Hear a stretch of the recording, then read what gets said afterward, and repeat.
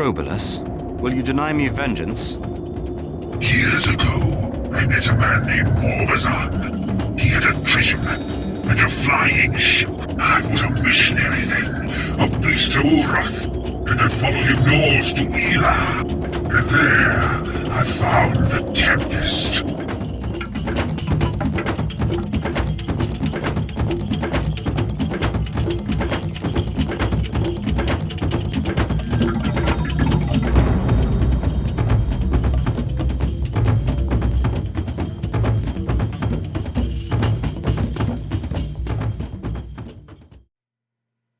A little faith, a little valor. Welcome to my summary for the main story of Summoner 2. Volition developed this sequel to Summoner in 2002 for PlayStation 2 and released the game for GameCube the year after. If we've played it a little bit or read the manual, we'll know that this game takes place 20 years after the first game, and we'll also learn that Joseph made the choice to sacrifice himself and become Urath at the end of the previous game. The manual also mentions two kingdoms known as Halassar and Galdir, which are the primary focus of the setting of Summoner 2. There's of course a lot of history behind these locations, and we'll get into that as we go. A lot of the manual's information can be difficult to digest before we've actually played the game, but we will recognize mention of the Nuvasarum, which I'll also get into as history comes up. I should also say now, if it's not clear already, that I'll be presenting this video under the assumption that you, the viewer, are already familiar with the first Summoner, whether it be because you've played it for yourself, or watched one, or preferably both, of my videos summarizing all the events in the game. On that note, I will point out that yes, these summaries are having a tendency of getting longer, and that's not necessarily because the sequel is any lengthier or more complicated than the first Summoner, but I am attempting to put more effort into giving you, the audience, a tour of the world as the story unfolds, rather than simply summarizing that story. Back on the topic of the manual for a second, the most immediately relevant thing it tells us is about the absolute heresy that's happening in the game's opening cutscene as we start a new game, so let's jump into that now.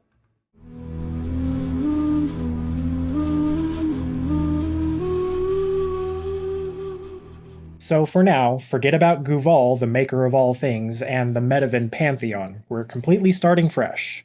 We'll open in a desert which has many suns overhead, 30 of them allegedly, and we see a woman walking through the sand. This is Lahara, but not as we know her from Medivh. We'll see her pick up a rock and hold it aloft as she traps 29 of those suns within it. Then she plants the rock into the sand, which grows into a big tree known as the Tree of Eleh.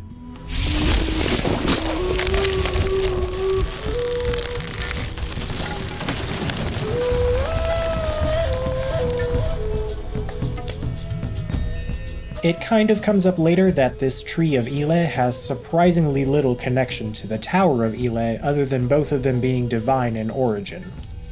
We then see Lahara take a fruit from this tree and use it to bring life to this desert, which is Kossus, the world of Summoner. Next, a massive storm picks up very quickly, destroying the Tree of Eleh just before we transition into gameplay. The transition here can be a bit strange if we didn't read the manual, or more likely if we just didn't make connections between the manual and this first scene we see. We might think we're starting gameplay in some flood immediately following the scene we just saw, especially since the game says we're entering the Tempest, which with any knowledge of the game's background is even more misleading, but that's of course not the case. We assume the role of Maya, Queen of Halassar, and allegedly the goddess Lahara reborn. Quite a jump from the farmer we followed in the first game. We're currently on an exciting mission, and it seems like we've been raided by pirates, but as we progress we'll learn that we probably raided them. So we're plopped into a combat situation with little context about what's going on or who we even are. We might also notice that our soldiers that are helping us are not Sudani. They're the first Odoni we've seen, which, if we remember like I told you not to do from Medivhan lore, are the children of Lahara. Eventually, we'll be attacked by the pirate captain himself, whom Maya had already said she wanted captured alive. And he's not Sudani either, our first Munari, a child of the god Amasido as far as we know. We'll duel this pirate captain until he's defeated, and then we see this sequence, which tells us where we're going and introduces Maya's best friend.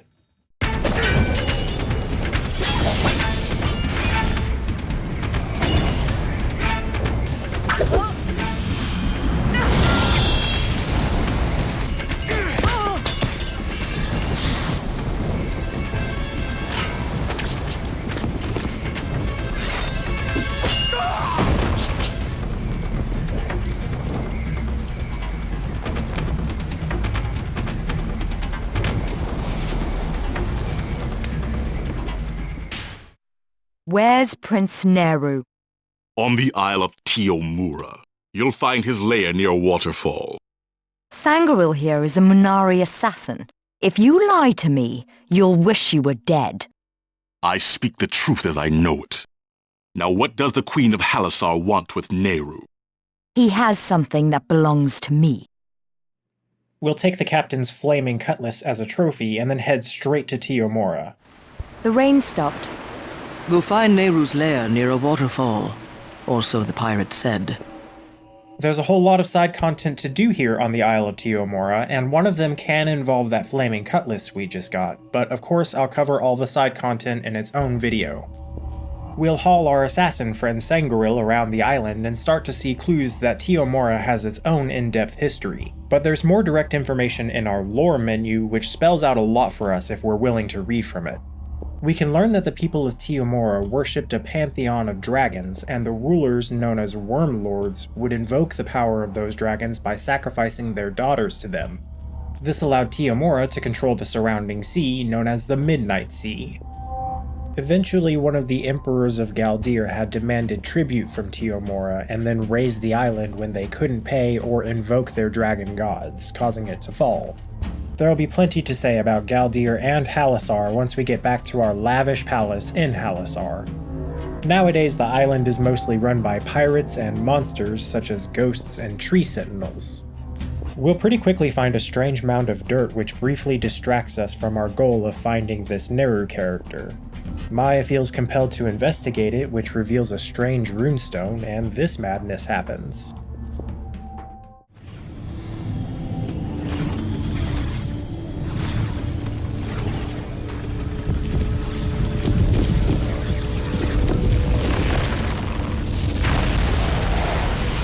Maya, Your Grace! I'm all right. Stay where you are.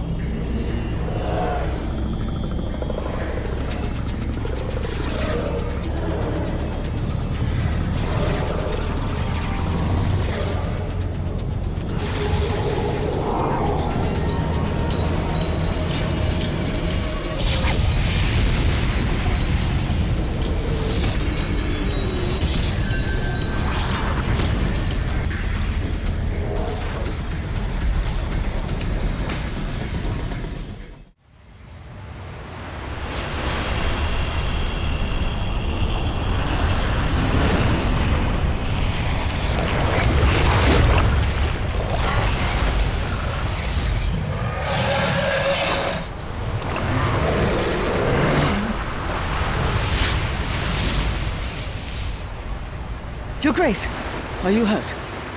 What just happened here? I don't know, but this has something to do with the prophecy. There will be quite a bit to unpack as far as what that creature Maya had transformed into was, as well as the prophecy. So for now, this just means we already have our first summon, and while it doesn't work the same way as it did in the first game, it's still not an inaccurate term, but it's of course better to just think of it as a transformation. To get into the more mechanical side of what it means to use a summon, they essentially swap Maya out for another character, changing her skills and abilities based on the ones she already has in her normal form.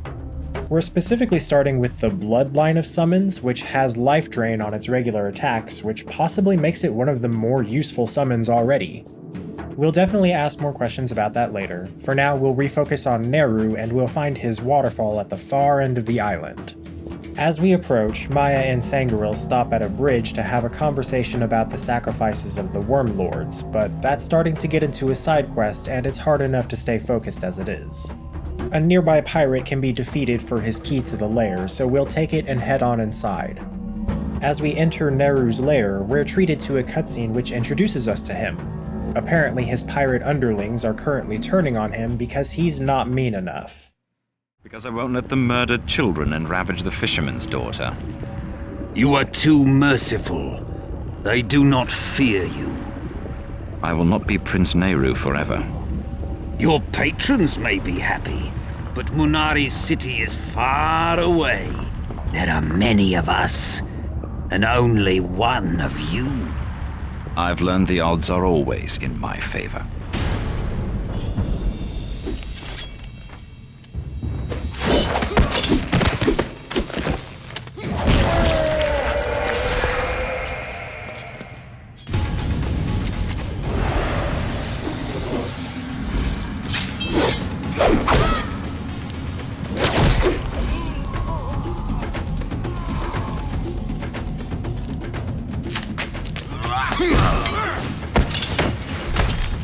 Bloody pirates.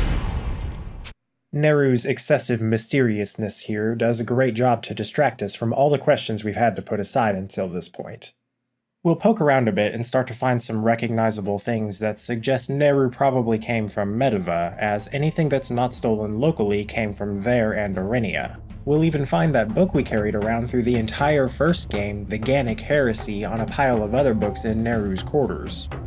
We'll see one hallway here that looks a bit more strange than the others, and as we approach it, Sangreal freaks out a little, saying that the presence of the unseen is strong here.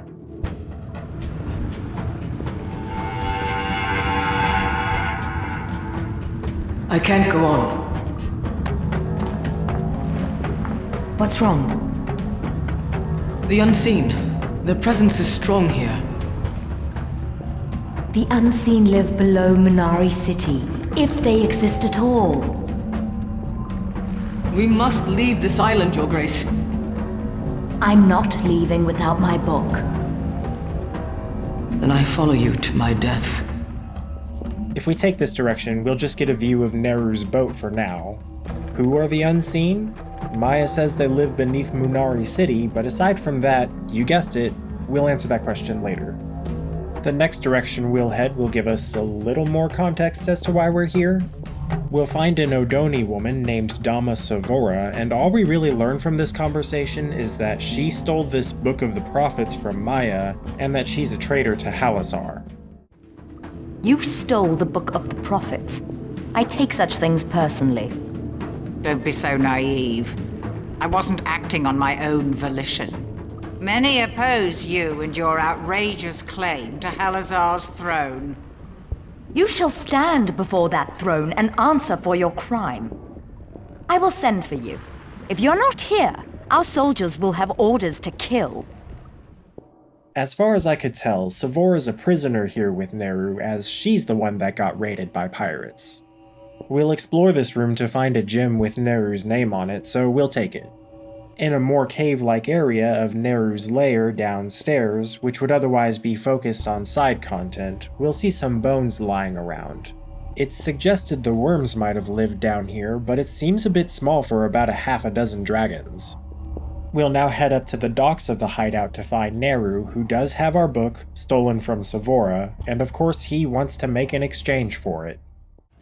I never stole from you. I merely took from one who did. Now Halassar is under attack, and you need my help. So you propose an alliance? Don't be absurd. A Medivan named Crobolus leads the invasion. He's the Hierophant of Urath. We have no quarrel with Mediva or its gods.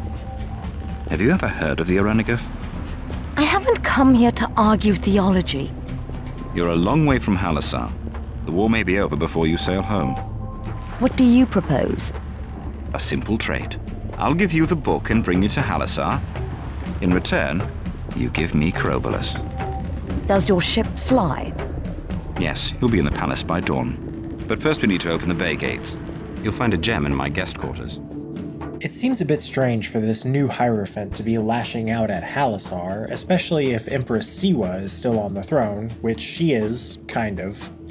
While we don't hear Maya make any promises at this point, Neru is interested in this Hierophant Crobolus, and we've already found that gem, so we'll hitch a free ride back home for now. It is kind of a big deal that Neru's ship can fly, and Sangreal even points out that its technology is of unseen origin. Sangreal whispered a dire warning. Only the unseen, the mysterious gods of the Munari, could have contrived such a vessel. We spied the shores of Halassar by the light of the rising sun and parted ways at the palace. We're now plopped onto Maya's balcony in Halassar in our beautiful palace. This is actually the spot where she and Sangreal first met, but give me just a minute on that. Here we'll be greeted by Dama Bashra, who fills us in on all the immediately relevant news. Any word from General Kosi? Our armies will engage the enemy at the Sepulchre. The General awaits your arrival. Then I must find Torghast. Where is he? In the sparring room, Your Grace. Sadama Kier also desires a word with you. You'll find her in the sanctum. Thank you, Dama Bashra.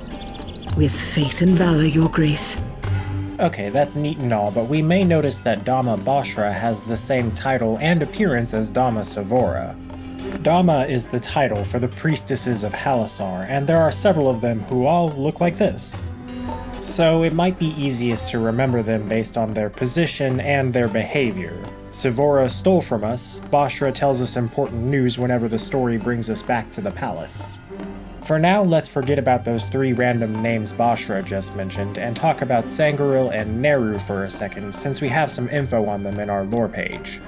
I'll just get straight into the weeds of Sangoril's past. She was raised by a secret Munari City clan of assassins known as Jihana, but they're more commonly known as the Shadow Clan.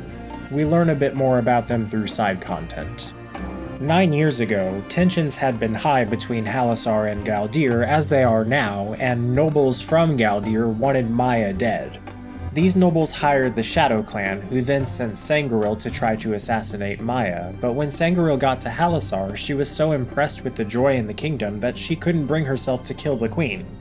So Sangoril and Maya met on that balcony, they became friends, Sangoril killed the backup assassin, and her master has been living in shame ever since. Currently, Sangoril's not well trusted around the palace, especially by that Torghast whom we'll meet soon. As for Neru, we don't get a whole lot about the man himself yet, but we can learn that the legend of Prince Neru has existed for centuries, but he isn't always portrayed as a man. Sometimes he's a dragon, or a monster, or something else. This might suggest to us that Prince Neru is a sort of Dread Pirate Robert situation, and that the man we know as Neru probably still has his own identity. We'll start to get into the really interesting stuff as we get our first major religion and history lessons from Sir Damakir and Torghast, so I'll take that time to talk more in depth about Halassar, Galdir, and the prophecy. We'll find Sir Damakir here in the Sanctum where we keep our precious Book of the Prophets, and we'll notice she's got a slightly different title, Sir Dama, meaning Elder Priestess. She's also not a fan of Maya's general hands-on approach to things, so we'll remember her as the ill-tempered boss priestess lady. I found the Book of the Prophets, didn't I? You are the Queen of Halassar. You rule so that others may die in your name. Tell me about the stone I found on Teomura. How did I become that creature? We shall discuss this when you return. Now you must speak the Rite of the Prophets. This Rite of the Prophets is essentially the creation story that we saw at the beginning. It also has a little creation information that we'll explore as we go, as well as some starting bits of the prophecy that Maya is supposed to fulfill. Aosi is the wind that blows through its branches. With blood, sand, and a branch of the tree, Lahara made the firstborn. Halassar is the kingdom where they dwelled, and so we are their children. With our eyes, we see the wind that sings through Elah's branches. The wind grew fierce. A storm rose up and broke the tree of Elah. Lahara wept as the long night fell and darkness devoured her children. How to heal the broken tree? How to mend the branches? Lahara sailed from Halassar to dream the silent mystery. In the 9th century of the 9th Age, a child of the Mark is born. Lahara, Queen and Savior. Halassar shall rise from the tomb of the righteous, for she is the goddess reborn. So it is written in the Book of the Prophets. It becomes increasingly clear as we go that Maya's prophecy in a nutshell is just to get rid of the Tempest and restore the Tree of Eleh, and that fundamentally never really changes. So to clarify on some things, the firstborn mentioned and created by Lahara in the story are otherwise known as Odoni. This is kind of one thing shared with the religion in Medivh, except here I guess Lahara ultimately creates all things. The blood, sand, and tree branch which were used to create the Odoni were kind of just that, though they have an association with the runestones we use to transform, but we're not specifically talking about that right now. As far as Sir Damakir's more recent historical significance goes, she's the one who interpreted the first books of the Book of the Prophets, known as the Septad, which were written by oracles in ancient Halassar just after the destruction of the Tree of Eleh. This apparently allowed Sir Damakir to find where and when the child of the Mark would be born, and when she found Maya 20 years ago, she wanted to declare her queen. The existing king of Galdir, Azraman II, who is Torghas's brother, didn't like this and thought Sir Damakir was trying to pursue her own ambition. So, the supporters of Sir Damakir and Maya came together, fought a civil war in Galdir for independence, and 4 years later, modern Halassar was established. Maya was declared Queen of Halassar, but Sir Damakir has been ruling as regent until 2 years ago when Maya turned 18. Okay, let's step away from the sanctum and go meet Torghas in the sparring room, a big beefy Odoni who immediately bombards Maya with a pop quiz about history. Who is buried in the Imperial Sepulchre? Please, no more lessons. Answer me. Oh, you pedantic bag of wind. You treat me as if I were a child. The answer is Githarin the First. You're impossible. And what did Githarin achieve? He banished the New Vasarim. Ha! Splendid! And he founded the Empire of Galdir, which for 2,000 years has ruled these lands. Until Maya, the child of prophecy, ascended to the throne of Halassar at the age of 4 as the goddess Lahara reborn. No thanks to you. Your ignorance of history is appalling. Did Bashra give you the message? We'll fight the Medivans at the Sepulchre. When you are ready, inform Captain Talma at the palace gate. Sangril's coming with us. Is she? We'll be visiting the Imperial Sepulchre to fight off the Hierophant after this, so we'll see for ourselves where Githarin I is buried here shortly. Torghas mentioned something about banishing the New Vasarim, however, a name we should recognize, so that's worth talking about right now.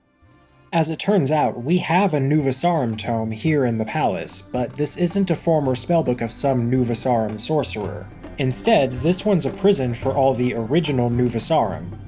The New Vasarim as a whole are still what we had understood them to be from the first game, evil wizards who worshipped Lahara as a goddess of death. They had allegedly originated from ancient Halassar not long after the destruction of the Tree of Eleh. They had come to believe that Lahara had deliberately destroyed the Tree of Eleh as a punishment to her people. This influence had spread among the firstborn kings until eventually Githarin I established Galdir, banishing the New Vasarim in our tome and restored faith in Lahara as a goddess of life. The kingdom of Halassar ceased to exist after this, and there was only Galdir until Maya became queen. We do hear of New Vasarim who escaped this banishment by fleeing to places like Mediva, and we saw the effects of this in the first game, assuming we can trust the history.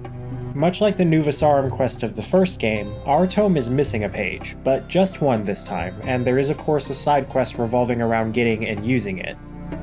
Torghas himself also has some significance in recent history, being the brother of the king of Galdir. He did fight alongside his brother against Halassar for the first 2 years of the Civil War. Halfway through the war, Torghas, seemingly at random, decided to give up his title as prince and showed up at Sir Damakir's camp with a flag of truce. For the following 2 years, Torghas fought as a general for Maya, and he turned the tide in Halassar's favor until the final battle in Miridan's Pass, which is a place we'll visit periodically. Torghas and Azraman would battle at Miridan's Pass for 6 days until Azraman would call off the war, securing Halassar's independence. Azraman still won't recognize Halassar or Maya's claim to the throne, but our lore page will tell us that he wants to avoid the suffering that a prolonged war would cause. Despite Torghas's change of heart, he still feels the same way about Sir Damakir as his brother, which is that she's serving her own ambition, but that doesn't mean he thinks she's wrong about Maya. We can take a break from history and stuff now for a minute as we wrap up some queenly duties in the palace before moving on to the Sepulchre. I'll touch on some of this stuff briefly, but most of the progression of these things I'll talk about alongside the rest of the side content. So as we explore our fancy palace, many officials from our kingdom will request financial assistance for whatever field they oversee. As it turns out, despite our amazing palace, our many servants, and our impressive military, our kingdom is kind of in shambles. Our treasury doesn't even have 2 gold to rub together, medical care and education are non-existent, and there's essentially no food to speak of. But you can rest assured that we'll ultimately solve all of these problems by throwing a bunch of money at them. The other queenly duty we'll want to periodically address is to hear petitions from citizens in the kingdom or emissaries from other lands. Most of these are interesting side stories that slowly unfold slightly differently throughout the game as we make different choices for them.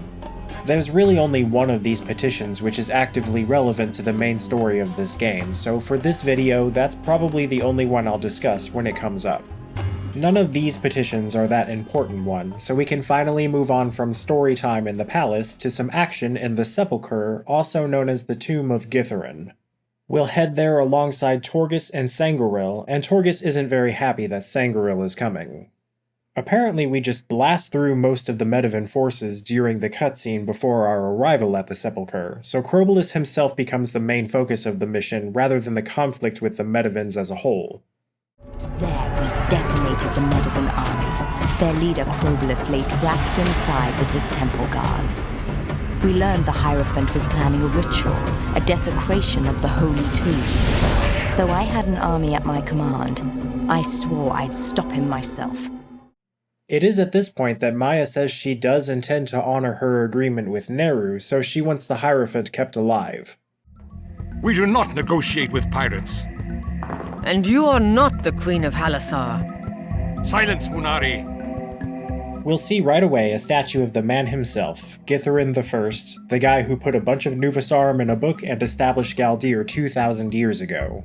I'll take this time to point out a few other things of interest, such as, first, we've likely already had a ring or two spoil the fact that Crobolus, Neru, and even our old friend Iago will be joining our group eventually.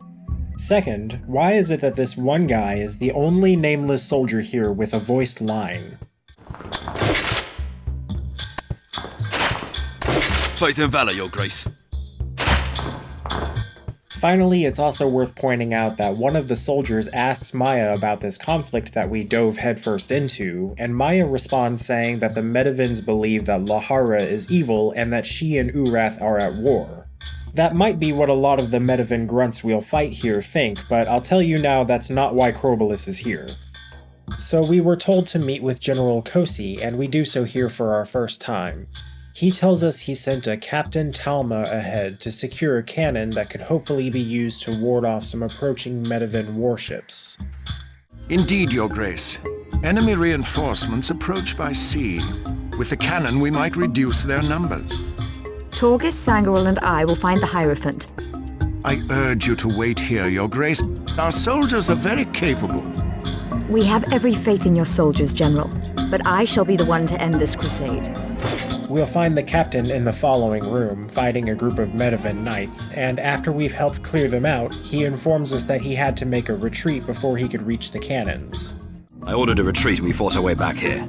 Some of my men are still down there. Where's the cannon? Through this door and past the obelisk. If the Medivhs retake this position, we'll be trapped. We need you to hold the chamber. So we'll go to do Talma's job for him, and we'll find this room with an obelisk just down the hall.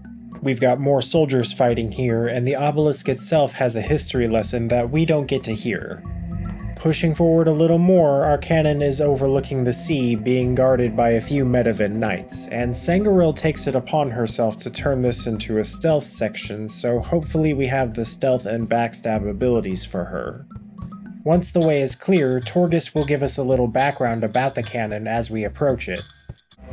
You might ask Benelith IV. Though he died 250 years ago, his cannon has never been fired in battle. Until today. We can decide if Maya gets to be the first to fire it in battle, but doing so is optional. I have to say this, now that we're knee-deep in a combat situation with a full party. I find it strange that everybody has such spinny weapon attacks, which remains true even for most future party members. Anyway, Sangoril would have found a weird lever for us after clearing out the way to the cannon, which we're just about to use. We'll pass all the way back through the room guarded by Captain Talma to proceed through the opposite hallway, wading through even more battling soldiers. This leads through another room with an obelisk, and this one just reminds us about Githzerin banishing the Nuvisarum. Our progress here will be blocked by a weird fire trap, but deactivating it is as simple as finding the right spot for that lever we found.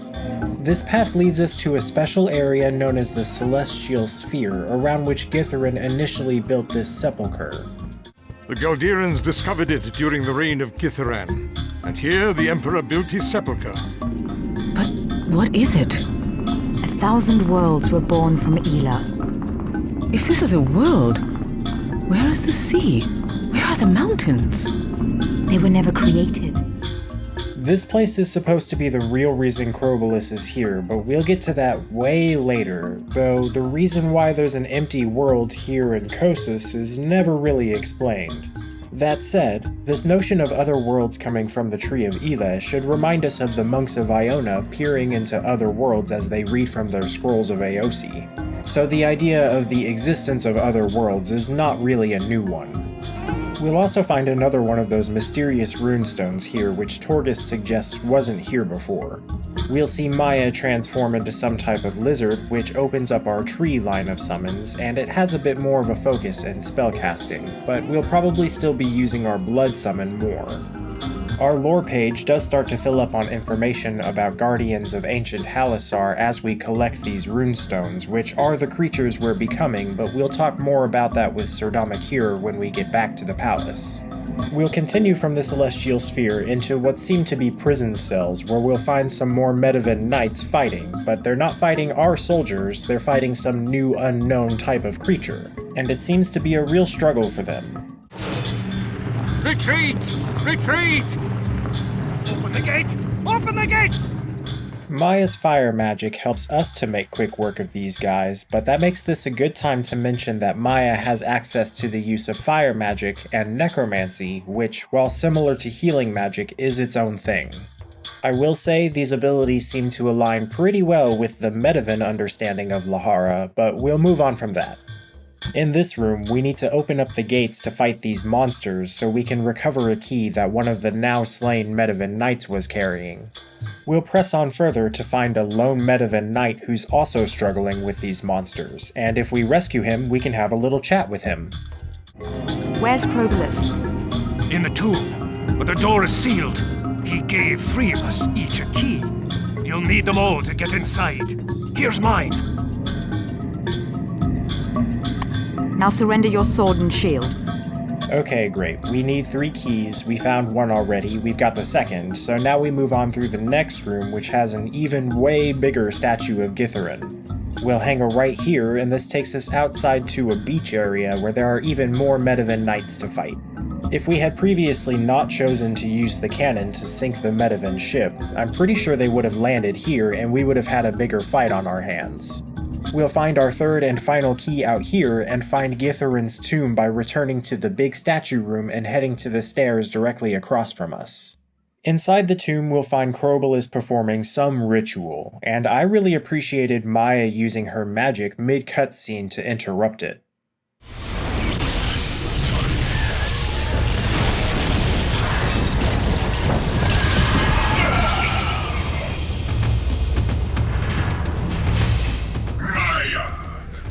Halassar, I possess the secret of your prophecy. What does the Hierophant of Urath know about my prophecy? I serve no god by that name. Maya really latches on to Crobolus's words here, but we have to deal with a boss fight, so Crobolus moves to the center of the room, shielding himself, and creates 3 orbs that continuously summon those strange creatures. This of course tells us that those creatures have been coming from him. So it may go without saying that we need to destroy these 3 orbs in order to expose Crobolus and fight him, which can be fairly cumbersome considering the number of monsters that can swarm us, but afterwards I had a fairly hard time of fighting Crobolus himself. That is, until I decided to put a crossbow in Sangaril's hands, which almost made the fight too easy. By the end of the fight, Crobolus simply disappears without a word, only leaving behind his staff. We failed to capture him, but at least we've thwarted the attack on the sepulchre. Maya admits to obsessing over what Crobolus had said about the prophecy as we head back to the palace, and she becomes very intent on finding him. And I thought upon the words Crobolus said. The desire to find him became my obsession. If he did not serve Urath, then who was his master? We're starting to get used to seeing Dama Bashra, our priestess of the chamber, as she greets us again, and she's got 3 things on our to-do list today. So Bashra, which thing shall we address first? Sidama Kier also desires a word with you. You'll find her in the sanctum. Serdama Kier again. Okay. Kier is now ready to talk to us about the runestones, so I suppose I'm ready to talk about them as well. She opens by asking Maya what she knows about AOC, and Maya confirms to us that AOC is still known as the language of creation used by the gods, and it was through AOC that Lahara, was able to create the world. Kier then explains to us that the Tree of Eleh and basically everything about it, including, as we've heard, the wind that blows through its branches, all consist of AOC. We end up with the conclusion that these runestones are fragments of AOC that broke off from the seed that created the Tree of Eleh. But that thing about AOC being the wind that blows through the tree's branches kind of tells me that the Tempest might be an expression of AOC, but we'll talk more about that later. Then the runes are runes of AOC. But how am I changing form? First, you become the rune. Then the rune becomes the creature. And what are these creatures? Guardians of the Firstborn. After Eleh shattered, Lahara sailed from Halassar. She made guardians to watch over her people. These Guardians of the Firstborn each represent one of the facets that were used to create the Firstborn. According to the legend, Lahara created the Odoni by mixing her blood with the desert sand to create clay and then stuck a stick in it from the Tree of Eleh. In ancient Halassar, these first Odoni were divided into 4 different houses, each representing one of those facets. We of course had blood, sand, tree, and the 4th one. Each of these houses was also assigned a respective guardian, which would usually serve to protect them from the original Nuvisarum. These guardians would over time appear to these houses in different forms for one reason or another, and that kind of lets us know that we'll be able to upgrade our summons over time. To that end, the forms we currently have are the Blood Juggernaut, who was sent off to look for Lahara at one point, but returned to Halassar when needed to defend it in its other forms later on. The other is the Tree Lizard, who, in all of its forms, watched over the remaining fragments of the Tree of Eleh after its destruction. That's pretty much all I have to say about the AOC runes for now, and I can now call them that instead of runestones without worry of any confusion. Alright Bashra, what you got next for me? Has my ship returned from Teomura? Yes, Your Grace. What shall we do with Dama Sivora? She must answer for her crimes. Right. Hopefully we haven't already forgotten about Sivora, the one who initially stole our book. She'll be sent to the throne room for sentencing, and while we're headed that way, Sangharil gives us an update on the search for Crobolus. We've searched everywhere. If he's alive, he's not in Halassar. Dead or alive, I want Crobolus found. I must learn what he knows about the prophecy. With faith and valor, Your Grace. Once we've reached the throne room, Dama Harris will unavoidably greet us to start the trial. Harris is our priestess of the seal, or more memorably, the one we speak to whenever we want to hear petitions. The trial starts and we have a choice to make, but as far as I know, it changes or does nothing for the future of the story. You stole the Book of the Prophets from our sanctum. Is there any reason why your life should be spared? Your Grace, I beg for your mercy. I have done and said terrible things, but I do not wish to die. For whom did you steal this book? In Munari City, there's a man named Onatus. He serves the King of Galdir. He promised me gold and riches. Why does Galdir want the book? I don't know, Your Grace. I never saw Onatus again. She's a fool and easily manipulated. Exile would be punishment enough. One measures faith in neither gold nor blood. Cast her in the dungeon. No, Dama Sivora must die. The law and her oath demand it. My will is the law, Serdama Kier, and Sivora swore her oath to me. I alone shall decide her fate. I usually just exile Sivora. In fact, I don't think I've ever executed her in a playthrough with the exception of getting a look at it for this video. That said, I sometimes want to side with Bashra just because she's first in line for Summoner 2 Bestie, though she does not hold a candle to GSP. Okay, great, that's done. Bashra now has one final thing for us which will actually move the story forward, and is technically the first thing she mentioned. Your Grace, an emissary has arrived from Galdir. I suppose Azraman wants his kingdom back. He desires a private audience. Where is he now? In the library, Your Grace. But you mustn't receive him. Azraman follows a warrior's code. He doesn't send assassins. There are others in Galdir whose methods are less than honorable. Bashra's point about there being those in Galdir other than the king who would be willing to hire assassins is further punctuated by Sangril's presence, and Torghast is equally as cautious when we find him waiting at the door to the library. Do you think it's an assassin? Azraman has no use for assassins. He follows a code of honor. Shall I get to the bottom of this? No, let me handle it. With faith and valor, Your Grace. Remember your training.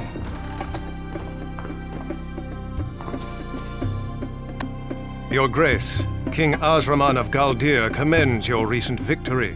What do you want? We found your missing Hierophant. Our soldiers captured him near the frontier. He appeared out of thin air, or so they claim. Where is he now? The prison of Indubal. That's a rather gruesome place for him, don't you think? He defiled the tomb of Githaran. So you've come to negotiate? You want the Hierophant, and Azraman has him. What are his terms? Simple. He wants his kingdom back!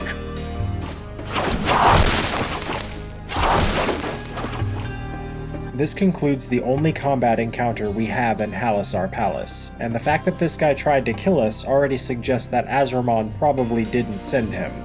The mystery of who did will be solved, but not for quite a while.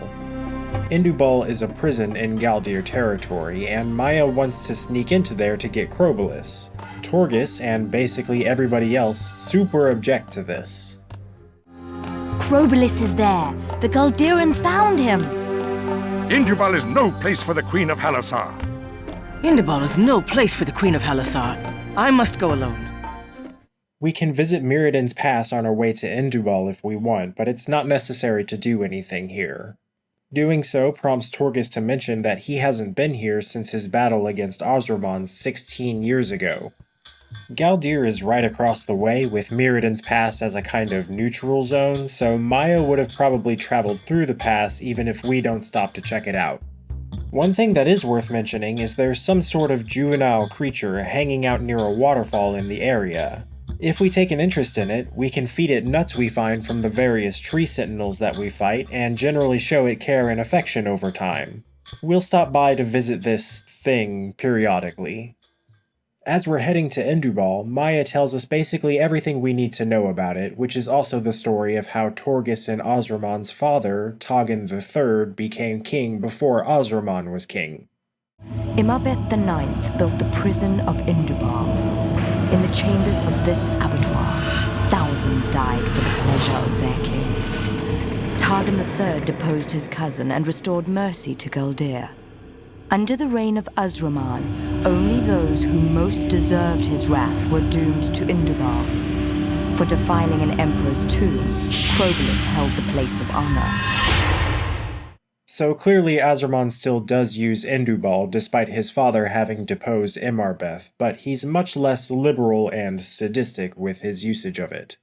Torghast knows of a discreet entrance from his youth which leads to the cells and cages area of the prison, so we'll take a few steps inside and right away we'll find Crobolus and get some idea of what we'll be doing here.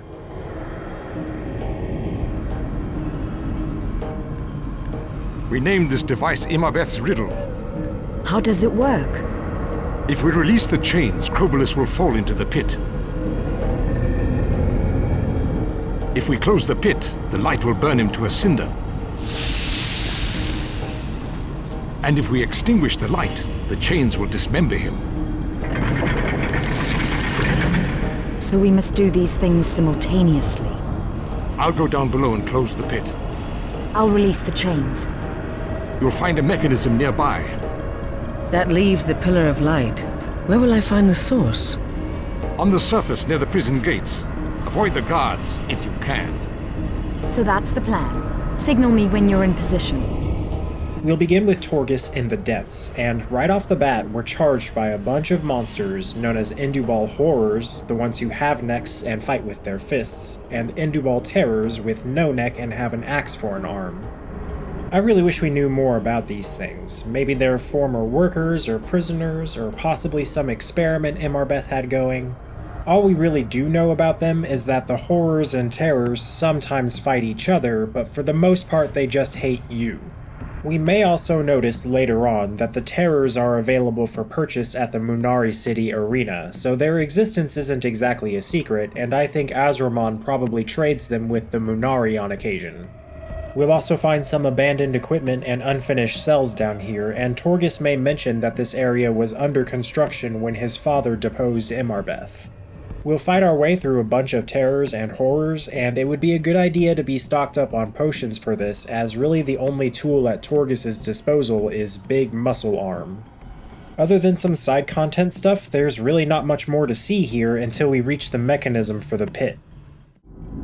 I could close the pit and rid us of the Hierophant, but her grace would never forgive me. Faith and valor!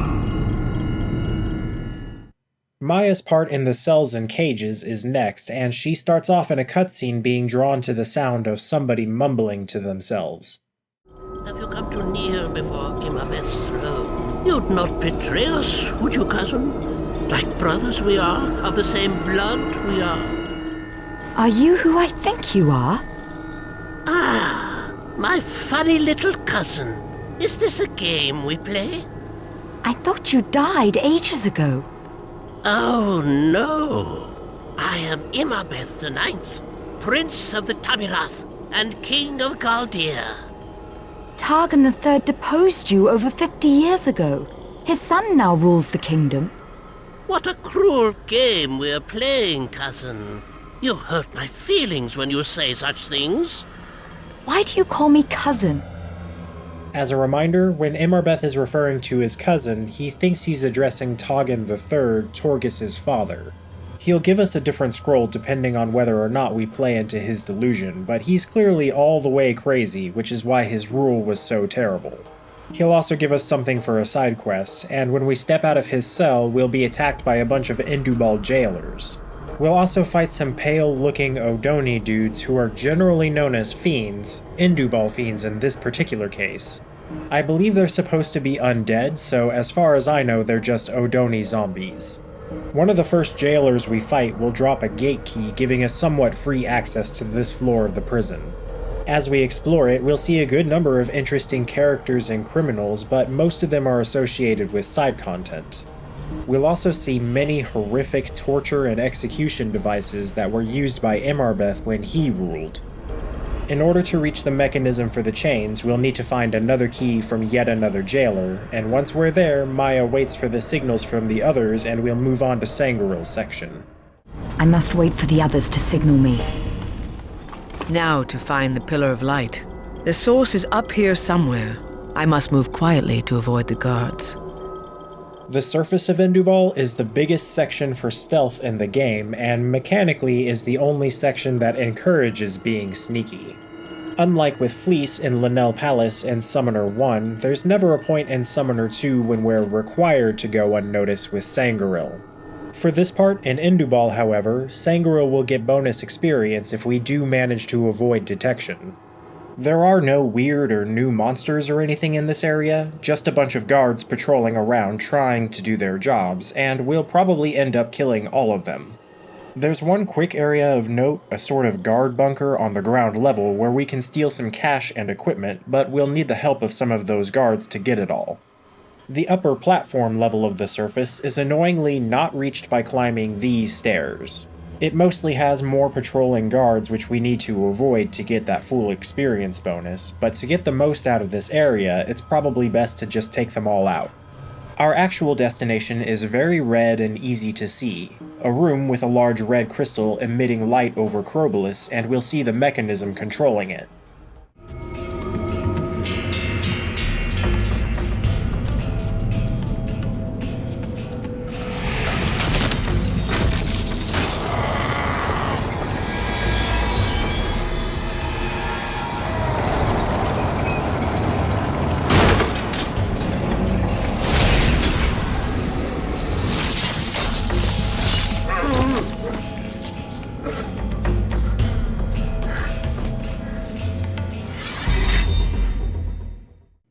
With Crobolus now free, he has quite a story to tell us, and between that story and his imprisonment, I really feel like the guy could use a hug. The crusade was a lie. My soldiers never knew the cause for which they died. And what cause would that be? Years ago, I met a man named Morbazan. He had a treasure map and a flying ship. I was a missionary then, a priest of Urath, and I followed him north to Elah. The Tree of Eleh was destroyed. Yes, but a fragment survived. And that is where I found the Tempest. What Tempest? The storm that shattered Elah. The Tempest enslaved me, and dwells within me even now. But I am stronger and do not obey. And the Tempest made you attack Halassar? The storm seeks a portal into this world. This is nonsense.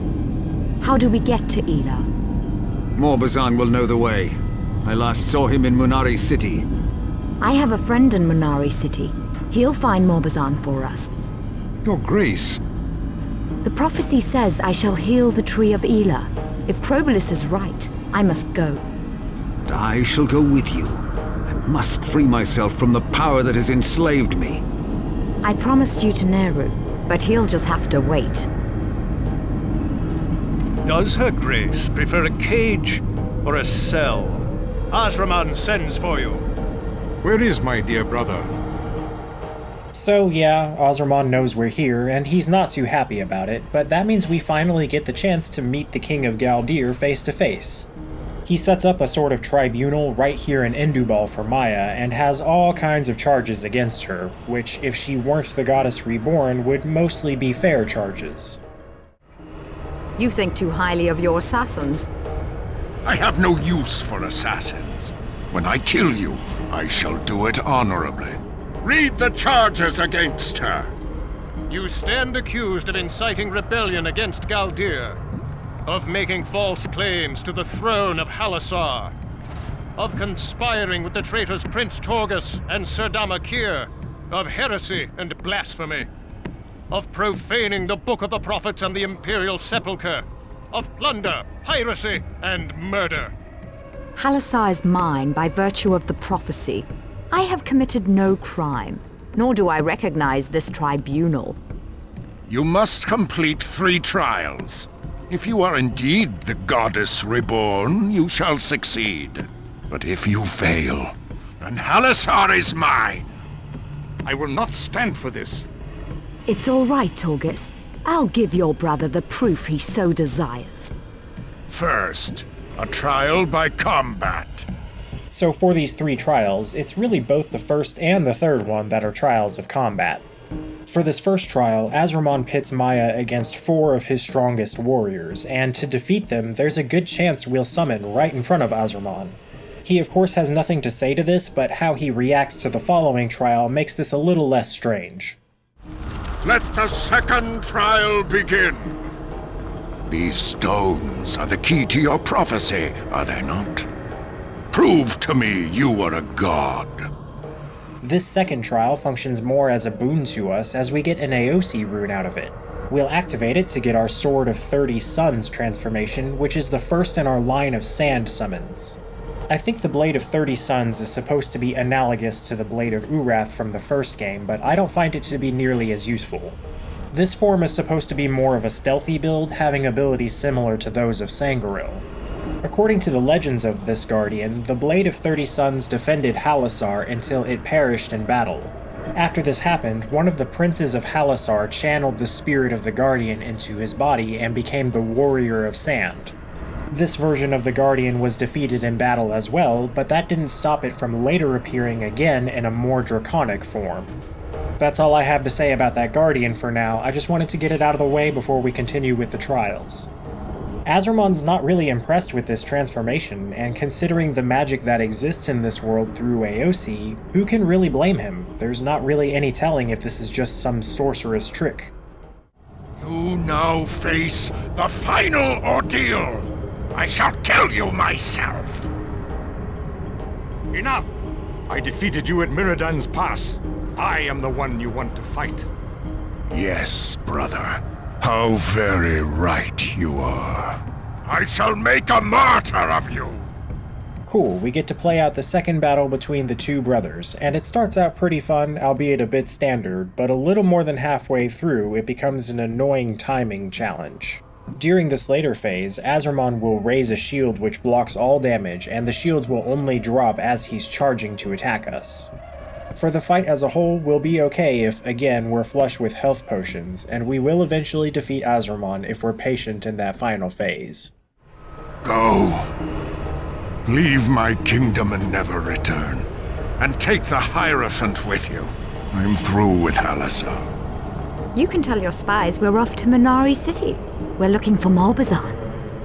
Maya seems pretty arrogant about how things played out, but we'll leave and realize that this room we've been taken to is where those annoying stairs led. Now might be another good time to stop and take a lore page break to see what we can learn about Crobolus. His story is fairly integral to what's going on overall. Crobolus was initially some missionary for the Temple of Urath, as he had already said. He was sent far away from Medivh to preach, and he found himself in Munari City, which, as we know, we'll be visiting there ourselves soon. While he was there, he drank and gambled away his alms until he accumulated some debt, and he decided to pay it off by looking for some treasure on the expedition he told us about with Morbazan. Nobody who went on this expedition survived except for Crobolus and Morbazan, and they didn't find any treasure. Crobolus returned to Munari City, and while there, he began to realize that the Tempest was within him. It then began to compel him to sail back to Medivh and rally all kinds of corrupt priests and nobles, and their combined influence allowed Crobolus to assassinate the standing Hierophant, Hierophant Hatar. Under the Tempest's influence, Crobolus gained control of the temple and the title of Hierophant. He then began to rally his followers against Halassar and the evil Lahara, all so he can gain access to Githerin's tomb and release the Tempest onto this world. Empress Siwa, would of course oppose Crobolus in his crusade, but that story continues here shortly at the palace. So let's get out of Indubal and head back home. Once we're there, Bashra has one thing on our to-do list. You must speak to Sir Damakir, Your Grace. A dark mood has fallen over her. She will not eat or sleep. Her temper is frightful. Yeah, if you had guessed that it was talk to the Serdama again, then you're as surprised as I was. Bonus points if you guess that she's upset about something. It's because Maya wants to go on this dangerous trip to the Eleh tree fragment, so the two bicker about it for a while. Indubal was foolish enough. Now this Medivh leads you to our ruin. We'll now do our queenly upkeep while we're here, and during that process we have one petition, and it's the one that's relevant to the main story. Dama Harris introduces a couple of messengers sent by Empress Siwa all the way from Medivh, but if we played the first summoner, we'll recognize this messenger as the Empress herself.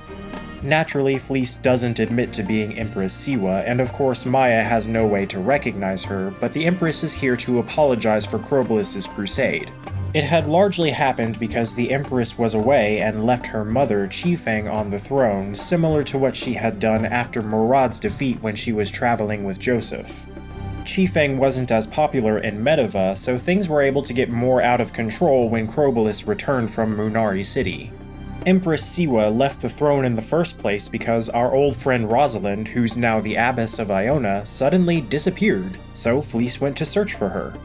Rosalind could apparently be anywhere, so Maya is kind enough to grant these messengers passage through Halassar for their search. I'll also of course point out that the second messenger standing behind Fleece is very likely Jakar, but he never says a single word. Now with that out of the way, it's finally time to visit this Munari City I've mentioned so frequently. As we arrive, Maya explains some stuff to us, and then we see Neru having a conversation with Maya's friend Masraldo before we even have a chance to meet him. We began our search at the house of Masraldo. His ships ran the Galderan blockade years ago and helped us win our freedom. If Morbazan still lived in Munari City, Masraldo would know where to find him. Why did you return the Book of the Prophets? My contact said the Galderans stole it. The Unseen are not very happy with us. I don't give a damn about the Unseen. As of this moment, Prince Neru is dead. What happened to poor Neru? His own pirates turned against him on Teomura. Pity. Her Grace sails for Munari City, and Crobolus travels with her. Ah, the radiant Queen of Halassar. She'll be here soon, so keep me informed. I have a rumor to spread. Their conversation about the Book of the Prophets starts to send us down a whole rabbit hole of a mystery that really isn't all that complicated in the end. For simplicity, your only takeaway from this should be that Neru heard that the Galdirans stole the Book of the Prophets, so he stole it back so he could use it as leverage to get to Crobolus through Maya. We'll talk about the unseen more and more as we go, but for now let's discuss the background of Munari City, including the oligarchs and their pantheon. I'll first mention that the real name of Munari City is Ibagawa Tabaran, which means falling water. This is only stated by one random citizen in the university district named Kaode, maybe? Most of Ibagawa Tabaran is underwater, and most outsiders aren't allowed in that underwater area even if they could survive down there, like Sangoril in this case now being an outcast. That's where most of the bigwigs and aristocracy live, so that's probably for the better. As for the above-water areas, outsiders have access to the harbor, marketplace, university, and arena districts, each ruled by an oligarch much like our friend Masraldo here in the harbor. The title of Mas is indicative of their oligarch status. We will meet with the other 3 oligarchs as we go, but really only 2 of the 4 have any major significance in the story. As far as worship in Ibagawa Tabaran goes, the Munari don't believe they were created by Amasido, but they do recognize him. Kind of. Amasido is simply one of thousands of water-themed deities that the Munari serve. We will find several shrines to a few of these gods as we explore the city, and there is a side task revolving around making the correct offering to each of these shrines. The Unseen are included in this massive pantheon of the Munari, but they seem to be in a bit of a different class, not only in how they're respected, but there also don't seem to be any Unseen-themed shrines. Okay, is that more than we really needed to know about the Munari and their city? Maybe, but let's go have a word with Raldo about Morbazan. He's right upstairs from where we came into the city. Ah, the radiant Queen of Halassar. I have a present for you.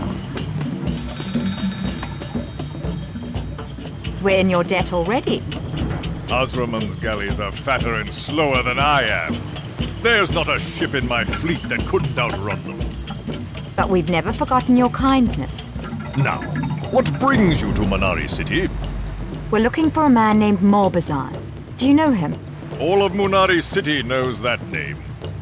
Then where is he? Mas Ora's arena. So, he's a gladiator. Yes, but I'd watch Mas Ora if I were you. She has powerful friends in Galdir. Is the arena nearby? You must board the pod in the marketplace. What's a pod? A transport. It runs between the marketplace and the university. Thank you, Masraldo. With faith and valor, Your Grace. He's very gracious in how he welcomes us, but he always talks like he has some ulterior motive. Fortunately, that never actually becomes a problem for us.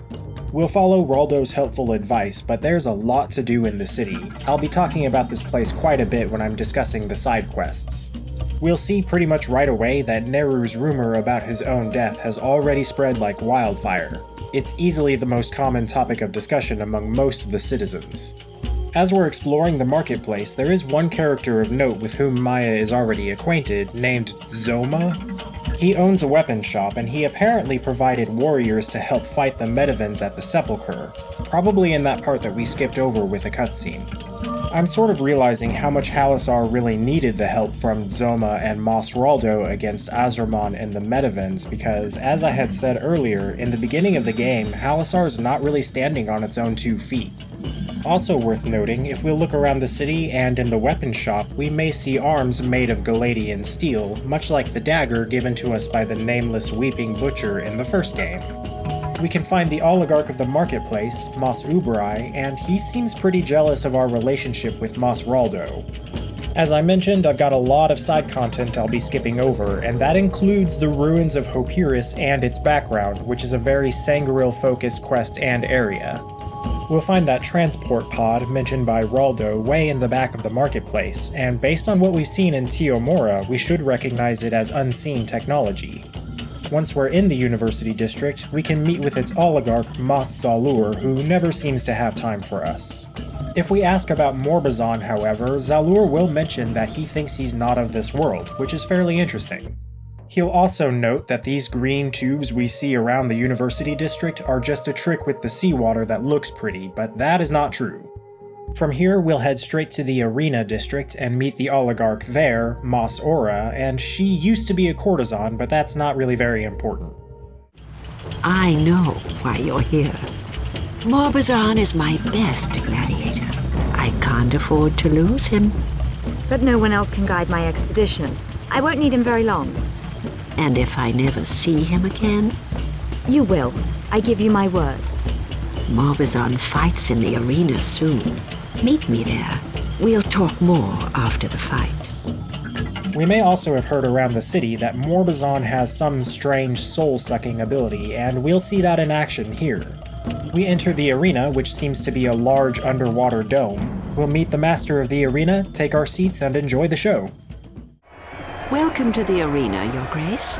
The fight is about to begin. A pleasure serving, Your Grace. If you ever wish to wager or fight, speak to Debarman. He is master of the arena.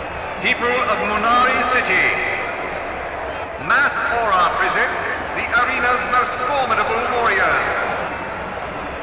Do your gladiators fight to the death? Death is too expensive, Your Grace. You revive those who've been slain?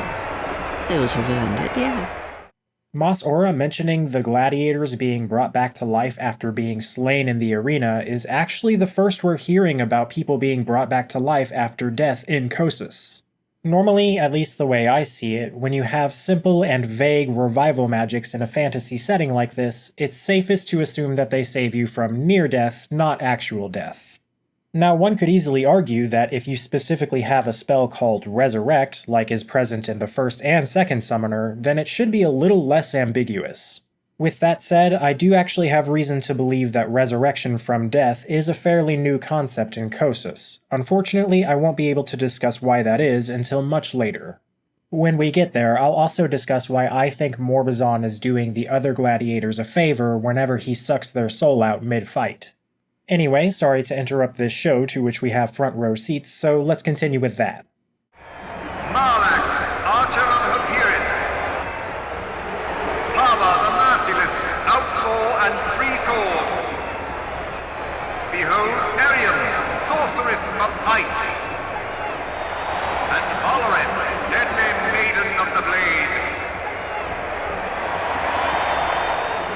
And now presenting the greatest gladiator in the history of Munari City, Morbazon the Mighty, Morbazon the Colossal, Morbazon the Invincible.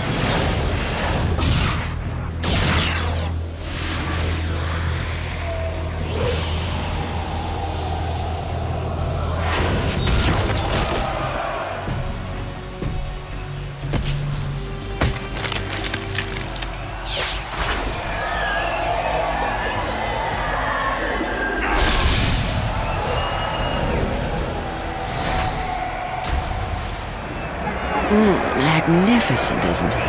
I can't afford to lose him. With slavery abolished, I hardly make a profit. That is, until I found Morbazon. Then what's your price? I want to stage the Battle of Halassar with you and that Galdiran of yours, Azraman's brother. Very well. I'll give you a fight. People of Munari City, Mas Ora presents the Battle of Halassar. I suspect the Galdanes are behind this. So we go from watching a fight in the arena to putting on a show ourselves, and apparently it was Azraman who set this whole thing up. I don't think Azraman expects Maya to have any trouble or even die from this. I think he's just blowing off some steam. Regardless of the motive behind it, we play along and act out this performance beating up all the soldiers who get in our way. When we reach the last group of combatants, we'll come face to face with Azraman? Unfortunately, Azraman couldn't be here to play the part of Azraman, so tonight the part of Azraman will be played by this Munari guy. Azraman of Galdir! A Munari archer? Don't be such a bigot. Once we've emerged victorious, Tabarmo will congratulate us and tell us Masora had to tend to other business, but Morbazan will be at her house and we can meet with him now. We can now take this opportunity to wander the arena and talk to the various gladiators. Many of them have some side questing going on, but one gladiator who we didn't see fight Morbazan should be very familiar to us. We'll notice that the sorceress dressed in red is named Luliva, the child of fate for whom Athana of Sede was searching in the previous game during the quest The Mystery of Luliva. I'm starting to think she's gotten sick of prophesied heroes approaching her over time or something, because she immediately says to Maya exactly what she had said to Joseph when he had asked her to join him. That is, if I go with you, I will die, and you will fail in your quest, our paths must diverge, as fate has ordained, we do not share this journey. Word for word, same as the first game. She does have some new things to say, however, telling Maya that the future doesn't belong to her and to only concern herself with what must be done, but I think this means we've solved the mystery of Luliva. She just wants to be left alone, so she can be a gladiator. That's it, and Joseph never got to know it. So let's do that. We should go try to find Pava while we're here, one of the gladiators who did get defeated by Morbazan. Pava will tell us that she sometimes works for Hawkwood's mercenary company, and that we might be able to hire them to supplement Halassar's forces if needed. This may technically be a side objective, but it does directly intersect with something later in the game that's not optional. We're told that Hawkwood is in the city now, and we can find him in the Harbor District. He's not currently working for anyone else, so we fork over 7,000 gold to secure his mercenaries for Halassar. Just so we can, have him around and hang out. Now we can go meet with Morbazan, so we'll go to Mas Ora's house, and surprisingly Ora is here, not being busy with other stuff like Tabarmo had said she would be. If we have Krobolus with us, he'll do most of the talking instead of Maya, and we get a few extra lines, but for the most part it's exactly the same conversation. You are the big priest now. Why visit little Morbazan? We are going to Ela, and we need you to guide us. Who are these people? My friends. They're coming with us. And how much is Morbazan worth? Name your price. Ah, yes. Iari. That is Morbazan's price. Iari? What is Iari? A weapon. Is it a hammer or an axe? No, a machine. Made by the unseen. How did you hear about Iari? A whisper in Morbazan's ear. And where are the unseen? How should Morbazan know? That is your problem. We'll ask Masora about the unseen, and she tells us they're in a place called the Adytum, which is the area beneath the Bagua Tabaran that we'd vaguely heard about. Accessing it is a closely guarded secret, but Ora recommends talking to the other oligarchs. Mas Zalur refuses to speak about the unseen, saying doing so would endanger the city, so he's no help. Mas Ubrai just tells us to talk to Raldo, so let's go do that. Mas Raldo says he's never seen the Adytum, but we may have noticed various iris doors which we haven't been able to open throughout the city. Raldo says we would want to go through one here in this district, and then hands us a gem which unlocks them. This might remind us of the gem Neru had for his ship in Teomura. He says he doesn't know anything else, but warns us that it would be better if we left the city and forgot about the unseen. We'll ignore that and go unlock the Harbor Iris, which looks like it leads to a normal pod station which takes us to the other districts, because it is. For the first and only time, however, we'll see somebody arriving from the pod, and it turns out to be the allegedly dead Prince Neru. Prince Neru, Why am I not surprised? We had an agreement, Your Grace. When I'm finished with Crobolus, you may have him. That wasn't the deal. The Munari say Prince Neru is dead. I owe you nothing. If you won't give me Crobolus, then let me join you. I want to see the unseen with my own eyes. Very well, but Crobolus is still my prisoner. Things with the unseen begin to seem more strange the more we look into them, since when we look at their lore page, it tells us that Prince Neru and the oligarchs are their operatives, which is fairly misleading, especially in regards to Neru. Now that Neru wants to join us, we can look at his lore page as well and learn basically everything about him, but I feel lifting the veil on him now kills some of the intrigue in some upcoming conversations. He will talk about himself fairly in depth later on, so I'll save this discussion for then. While we are taken directly to the Adytum after this conversation, Neru is correct in that this pod is a shortcut to the arena, and it normally spits us out right in front of another iris door which does lead to the Adytum. Interestingly, we're unable to bring Crobolus inside with us, and we must bring Neru. Neru makes sense because he said he wanted to see it for himself, but there's no real tangible reason for Crobolus to be unable to join. My first guess is that this is to keep Neru and Crobolus separate from major story sections for now, so that the player isn't prompted to question why Neru isn't confronting Crobolus about anything. We consort with lunatics and assassins. Must we collaborate with pirates? Strong words from one who betrayed his kin and liege. You go too far. Don't judge me so hastily, Your Highness. Piracy was not my first vocation, nor will it be my last. We'll be introduced to a lot of the bizarre unseen technology in this first part of the Adytum. This includes a series of strange barriers we have to puzzle our way through, a big weird sphere that gives people the urge to dance, more tubes of that green fluid that Zalur said was just pretty seawater, and a thing that looks like a large orrery. The Adytum is also protected by patrolling automatons known as unseen guards, which aren't very talkative. One quick note about these things, they can be found in Mos Ora's arena, much like the terrors of Indubal, which might have some implications about Mos Ora's relationship with the unseen. In order to progress, we need to acquire a gemstone to put into this console, which activates this circle of light, which we'll soon learn is a teleporter. To do this, there are 3 gems we need to find and essentially combine. We'll be able to locate an uncut blue gem in what looks like a gem processing room. We'll use the equipment in the same room to cut this gem into a more usable form. We can find a green gem as we explore around the orrery, and we'll find a red one in an interesting room with several strange chambers.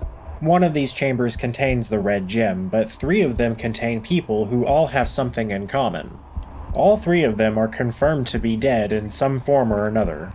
2 of these people are for side quests, so I'll discuss them more in depth another time, but they all still have something interesting to say to Neru. One is a Medivhan knight who says he recognizes Neru as a priest from Empress Siwa's court.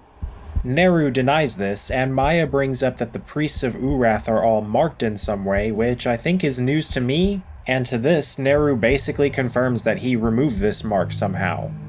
A former gladiator here also recognizes Neru, but only kind of as a priest, and more so as a fellow gladiator known as the Priest of 1,000 Gods. We might have heard this name before if we learned about the gods from a random Munari named Ramilla standing by one of the first shrines we see. Neru denies this as well, but if it's true, and it is, then it's no surprise that somebody's already recognizing him this soon after him joining us. The third person here is Onatus, Sivora's contact in the whole stealing the Book of the Prophets thing. Finding him has technically been a side quest as well ever since Sivora told us about him during her trial, but he's only involved with stealing the book, so there's no reason to group him with the rest of the side content. I think that just means that this conversation and the one that follows from this are missable. Anyway, he recognizes Neru too, because Neru killed him. He's not very quick to tell us who he wanted the book for, but that soon changes when we tell him he's in the Adytum of the Unseen. This scares him enough into telling us that he works for Mos Ubrai, Oligarch of the Marketplace, not for Azraman or any Galdirans like we were initially told. Learning about these people might suggest to us that these are some resurrection chambers or something, but now we'll move on to some other strange unseen contraption. In this room, we'll see one of our AOC runes, but we'll quickly notice that this one is a bit different. This one appears to be a mechanical reconstruction of normal runestones. The machinery as a whole has really made us question the divinity of the unseen, but I think this is the nail on the coffin, as gods shouldn't need machinery to control AOC. It also doesn't help that this thing doesn't work as intended, as we'll later learn. We don't even get a new summon out of it. Instead, a hostile shadowy blood juggernaut springs forth from it and attacks us. Once this thing's defeated, there's a locked door behind it that's very forgettable, so we'll go finish making our purple gem. We'll find a device in a different room with familiar looking consoles that seem like a good fit for the 3 gems we have. The controls to activate the device are on a lower floor, and it must be dangerous to do so, as we need to do it remotely with some golem automaton. This seems like it would be fun to do at first, but the thing moves so slowly that it becomes a real drag very soon. This combines energy from our 3 gems to make a purple gem, which we take to that teleporter to move on to the second part of the Adytum. We'll end up in a room with several large masks on display, and in the middle there's what looks like a model or projection of some floating island or something. One of these masks on display is not a mask at all, but rather an out-of-place hard hat with some bird symbol. I'm pretty sure this is a reference to something, and I can't quite place what, but I would assume it's either Red Faction or maybe the Descent series. Anyway, from here, we'll climb up a ramp to a weird machine that seems to be a strange pool of water. Examining this device with any character other than Maya prompts them to tell us that we're using the wrong character. Doing so with Maya causes her to receive this bizarre vision. Only ripples on the water's surface. Then a vision takes form. I see strange faces and a great tower. And then, a river of light, flowing through a desolate valley. The world is breaking apart. I hear a voice. Your friends will be safe, it says. But you must go on alone. We'll continue on alone with Maya, and we now have to fight through a gauntlet of unseen guards and a new type of machine known as unseen beasts. We'll keep fighting until we see another AOC rune, but this one's real. This rune gives us the first transformation in the Eye line of summons. So you might already be asking where Eye is coming from if the 4 elements of creating the Firstborn are blood, sand, and tree. Well, yes, according to the Book of the Prophets, that's all 4 of them. The only mention of eyes made by the Book of the Prophets is that the Firstborn have eyes to see the wind blowing through Eleh. I'm not really sure what's going on here. It's possible this is the result of some mistake, but I could also guess that Eye represents the spirit or mind of the Odoni, making for a less tangible facet of their creation. There was of course a house for Eye in ancient Halassar, and according to the lore page, its guardian never appeared in physical form. Instead, it would appear in the visions of the mystics who had written the Septad, the first books in the Book of the Prophets. The writings of those mystics became less comprehensible over time, and the Guardian did appear in new forms as time passed, but none of those forms had unique names. They're all just the Eye Guardian. For us, as we summon it, the Eye Guardian is a projectile-focused energy-using form which, most immediately helpful, can absorb energy attacks. This will be useful as we fight a sort of unique mini-boss which barges in on us, an unseen serpent supported by unseen guards which now can't hurt us as all their attacks are energy-based. The gauntlet continues down a bridge, and Maya will eventually stop to comment on the presence of the unseen. The unseen are here. I feel their presence around me. They do not wish to harm me. They ask for my help. But I don't know how to help them. This giant eye thing probably isn't helping with the feeling of being watched. In the following room, we'll see a platform with metal pieces swirling above it, and we'll see a gem which appears to act like a piece of equipment for a character named Yari. This might not be the first one like this we encounter, and we'll see how it's used once we activate the platform's console.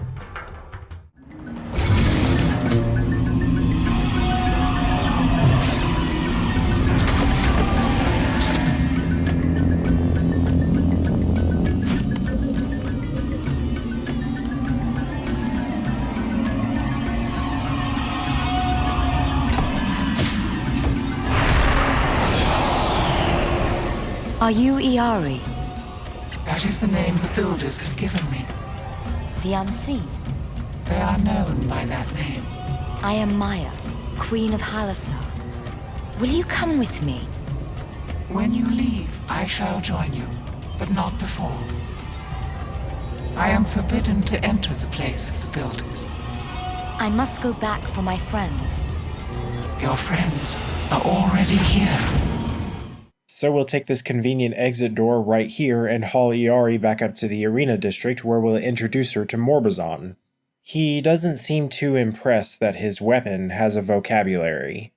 Maya says deal done, so we're off to Eleh, but Morbazon says no because he sold his flying ship and we can't simply sail there. So Maya volunteers Neru's ship, which we know flies as well. Neru never shows up in the room for this conversation when we have him in the party, so he won't be objecting. On our way out of the city, we'll stop by the market district to confront Mas Ubrai about what Onatus said about working for him. Ubrai confirms Onatus was killed by Neru, and when we ask him why he wanted the Book of the Prophets, he suggests the Unseen are behind everything. He says that Maya is doing exactly what they want by listening to Raldo, Neru, and Morbazon, and that she's meant to think that Galdir is involved. But that's everything we're gonna do in Munari City for now, so let's go stop by the palace to learn from Bashra that Kyr wants to talk to us yet again, and that she's been seeming sad lately. Poor Sadama Kyr. She has given her life to Halassar. So have we all. You mustn't be cruel, Your Grace. I'm sorry. We did not part on the best of terms. This will actually be the final conversation we have with Kyr like this, and she just wants to apologize and wish Maya well on her journey. You govern wisely, and deserve the love our people have for you. I bid you Godspeed on your journey, Maya. I have every faith in you. Thank you, Sadama Kyr. We have some petitions and other duties as well, but nothing immediately relevant, so we'll take a quick detour to Miridan's pass to check on our creature. Torgus also gives us a little history lesson about the king after whom the pass is named, Miridan III. He was killed here when soldiers loyal to his uncle ambushed him. We'll also generally want to be caught up on our side quests, as this point in the story is about to be a deadline for making a certain amount of progress in a lot of those quests. Now we can leave on our own expedition for Eleh Caverns, and apparently even with Morbazon's help, it's not an easy place to find. In a tumult of wind and snow, we sat down near a cave. Morbazon said that here we'd find a piece of the tree Lahara grew in the desert of 30 suns. I formed a small party to scout ahead and secure the cave. Only then would I send for the others.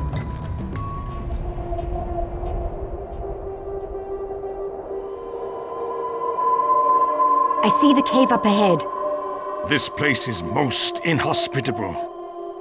You will die in the cave, foolish woman. Morbazon does not cry for you. Let's go. Stay together. The danger here is a little further outlined when we see another ship crashed into the mountainside, which turns out to be the one Morbazon sold. He isn't very happy to see it end up this way, but that means whoever bought it wanted to come here too. This cave largely functions as a den for two new monsters, tusk wolves and annoying rock spiders disguising themselves as stalagmites. We'll also begin to see roots of the Eleh tree as we explore, and for some reason Morbazon keeps expressing disdain for them. This path will soon come to a fork after we encounter a frozen wolf corpse, which Crobolus will comment was killed by magic, and we probably never would have guessed that here in this frozen icy cave. The left path leads to a group of gravestones which don't seem to have been set up by either Crobolus or Morbazon. The tunnel to the right leads to the heart of the Wolf's Den past a large crevice, as well as to our actual destination, the Eleh tree fragment.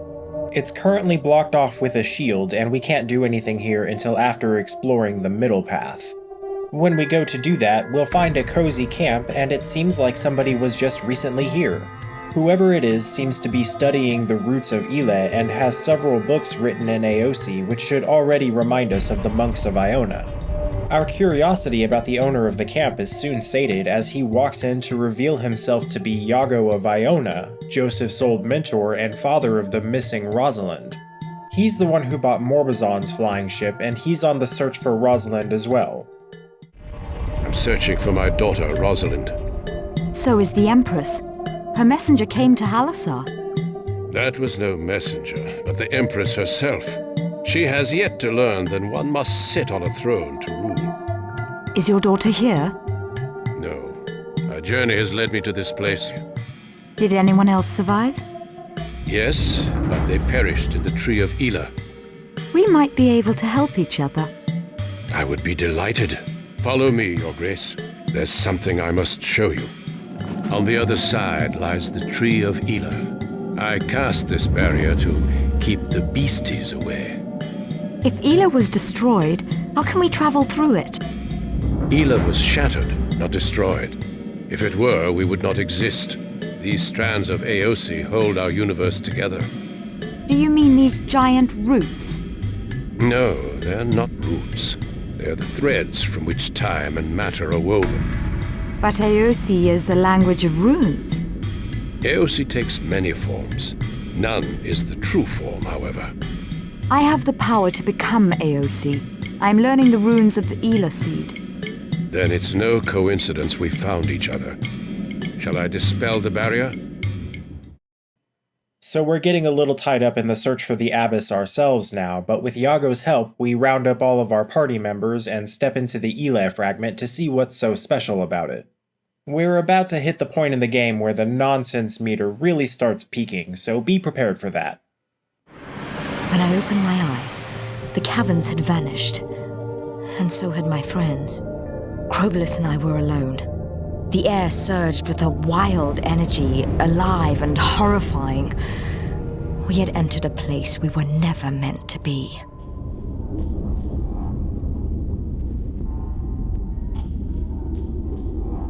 In my wildest dreams, I never imagined such a place existed.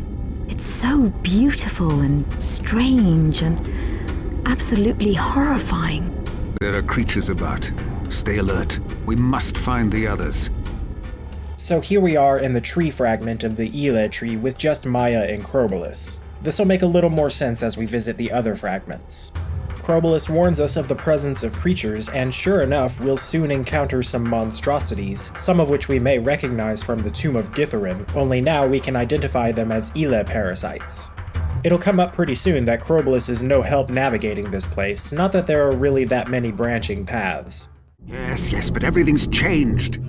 We'll climb further down these routes and discover another one of Maya's Aosi runes, and Crobolus picks a strange time to question their validity and connection to Aosi. A simple-minded myth, I must say. Am I to believe all of this sprouted from a stone? Believe in whatever you please.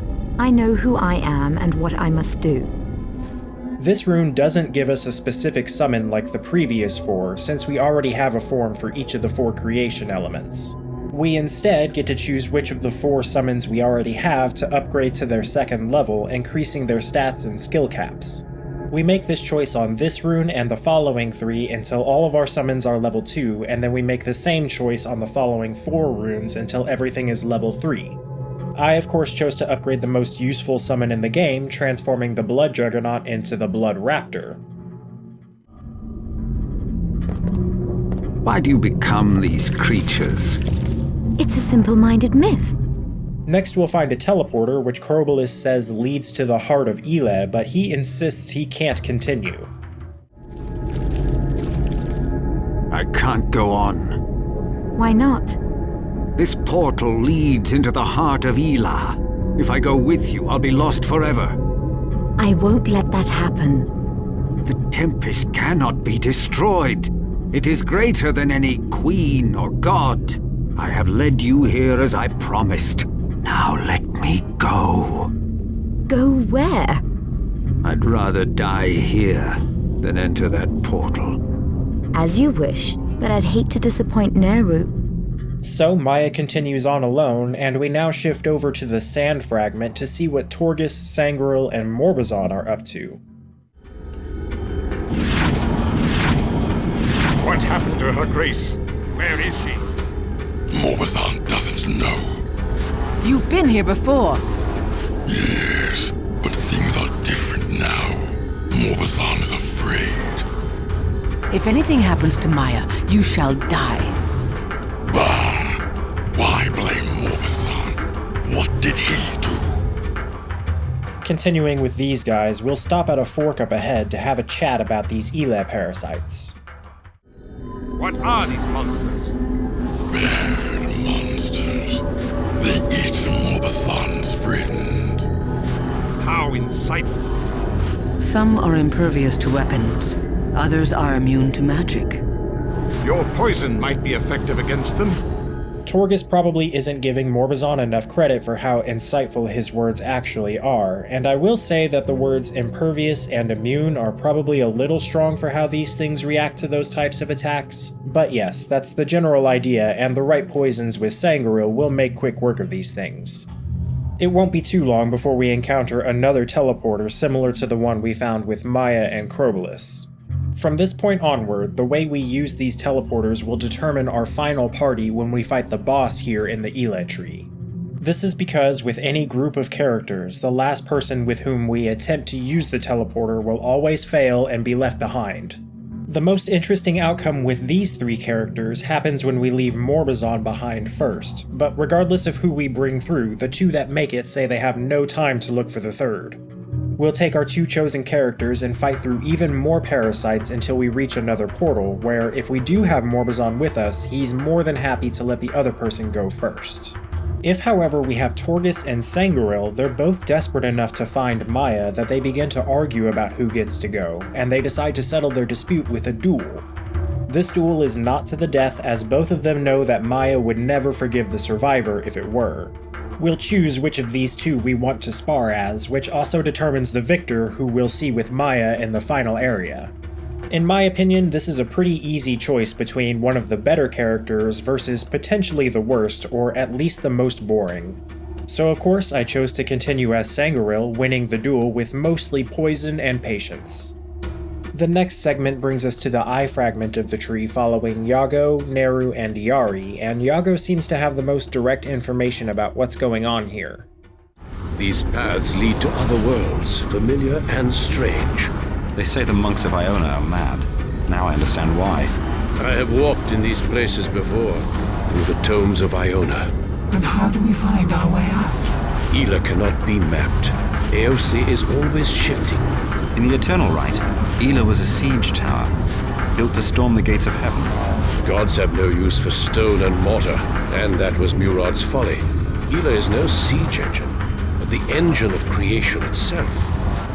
Cool, so being here is like reading a book written in AOC, and I guess the Tower of Eleh may not have existed in the way we or Murad had understood. We'll start moving forward with these guys, and a little ways down the path, Yago and Neru decide to have a heart-to-heart. In Miridan, you were a priest of Urath. That priest died in Masora's arena. You were a prelate in the Imperial Court, protege of the old Hierophant, if I recall. Until Crobolus murdered him. I've forgotten your name.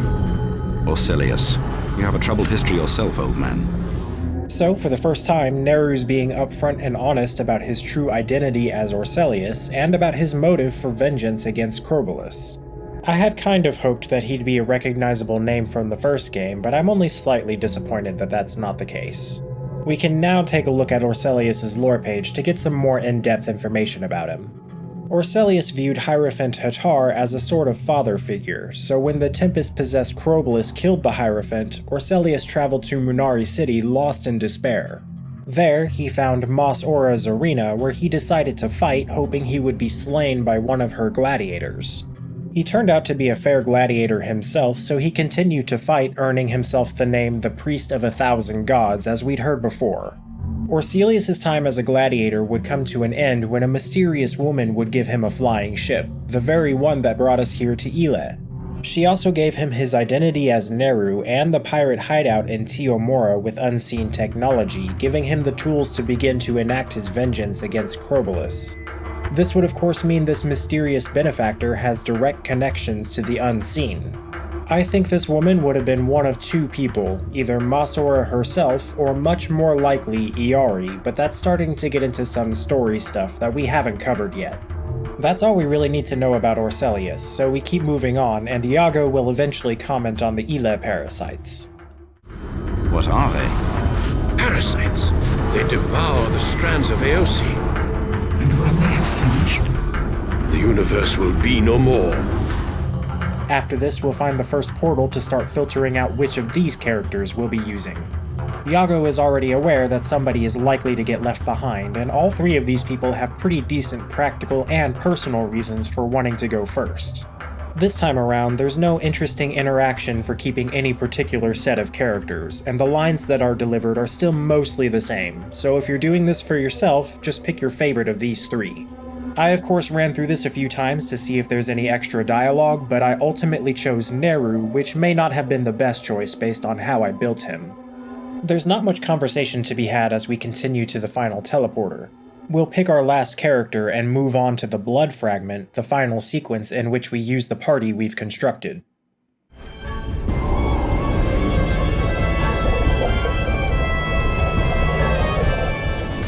I'm happy to find you both alive. Have you seen the others? Torgus and Morbazon did not cross the portal, Your Grace. Iago and Diari stayed behind. We had no choice. We'll go back for them, I promise. But now let's find the secret of my prophecy. Our three characters meet up and it's immediately boss fight time. At the center of this area is some kind of brain-looking thing known as an Azraman. It's only vulnerable to attack when its two guardians have been slain, but they only stay down temporarily as they get repeatedly revived by the Azraman. Right now, you know almost as much about this Azraman thing as I do, and my best guess about it is that it's some kind of super Eleh parasite. It is, however, later confirmed to be either an aspect of the Tempest or maybe possessed by it, possibly similar to Crobolus. Once this thing is defeated, this huge explosion happens and we're whisked away to some place known as the Wheel of the Perduelian. You have entered the City of Masks. We are the Perduelian. Why do I have this mask on my face? It is the law of Ushandul, god of desire.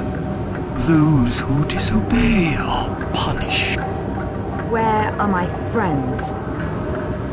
They are not far. Follow the streams of light. Are we still in the Tree of Eleh?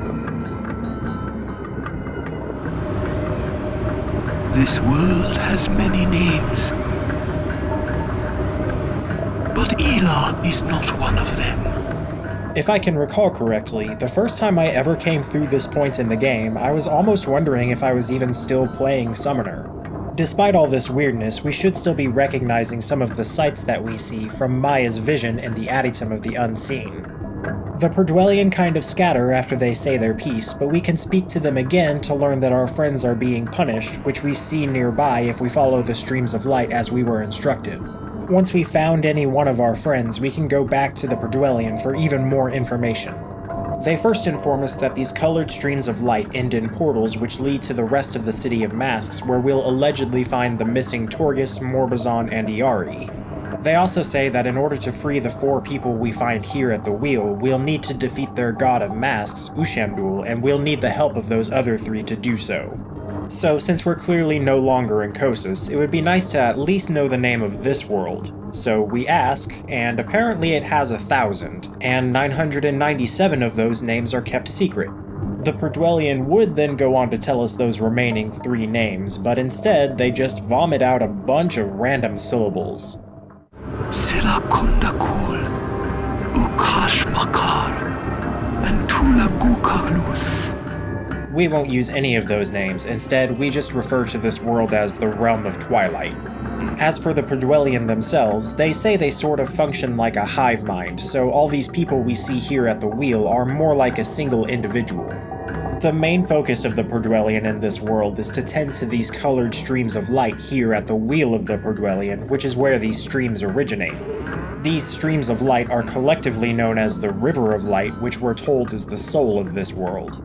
More importantly, we're told that this River of Light feeds directly into the Tempest, so while I would say to keep Shinra far away, I think they would be a little late. The Perdwellian also pretty much tell us that they're only defying Ushandul and helping us because they think it's funny. That said, they still take the mask thing pretty seriously, as they'll refuse to talk to us unless we're wearing this specific mask. Okay, enough chatting, so for now we'll follow the fiery-looking red and yellow stream to its transporter beneath Neru's feet, which takes us directly to a place known as the Temple of Archons within the City of Masks. This temple is currently under construction, and it's where we'll find most of the non-Perdwellian citizens of the city.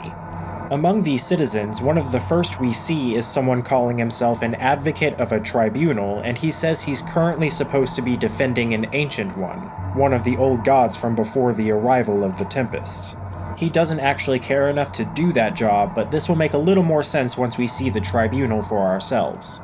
The other random citizens in the temple all have different dialogue talking about the various factions within the city, which changes depending on the type of mask we're currently wearing. There's a good chance we already have an extra mask from the Adytum of the Unseen to let us see some more dialogue right now, and with the right mask, a lot of these people will give us a gift, usually related to some side quest.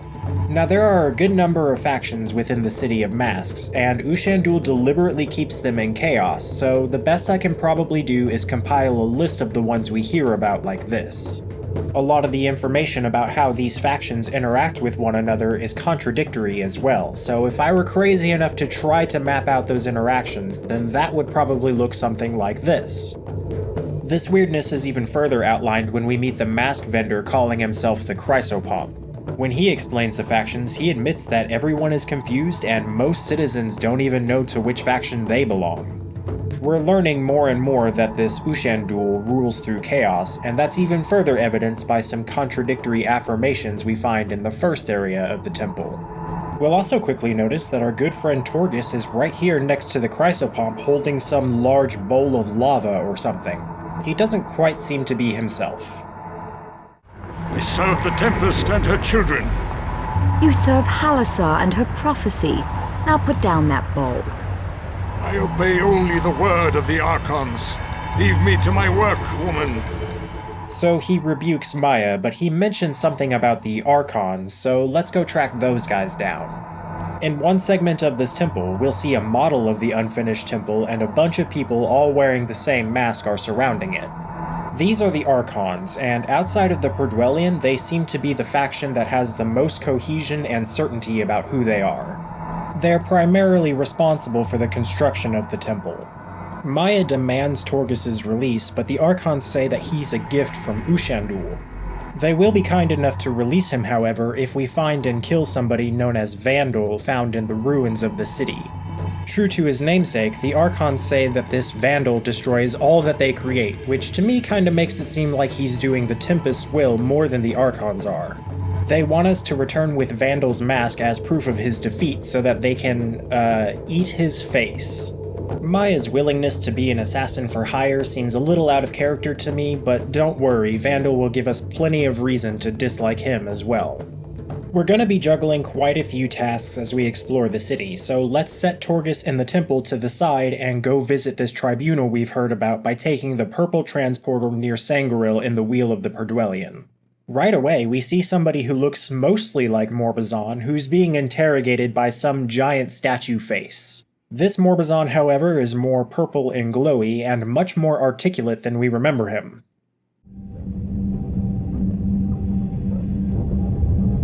We can see through your lies, ancient one. 1,000,000 of you would make no difference.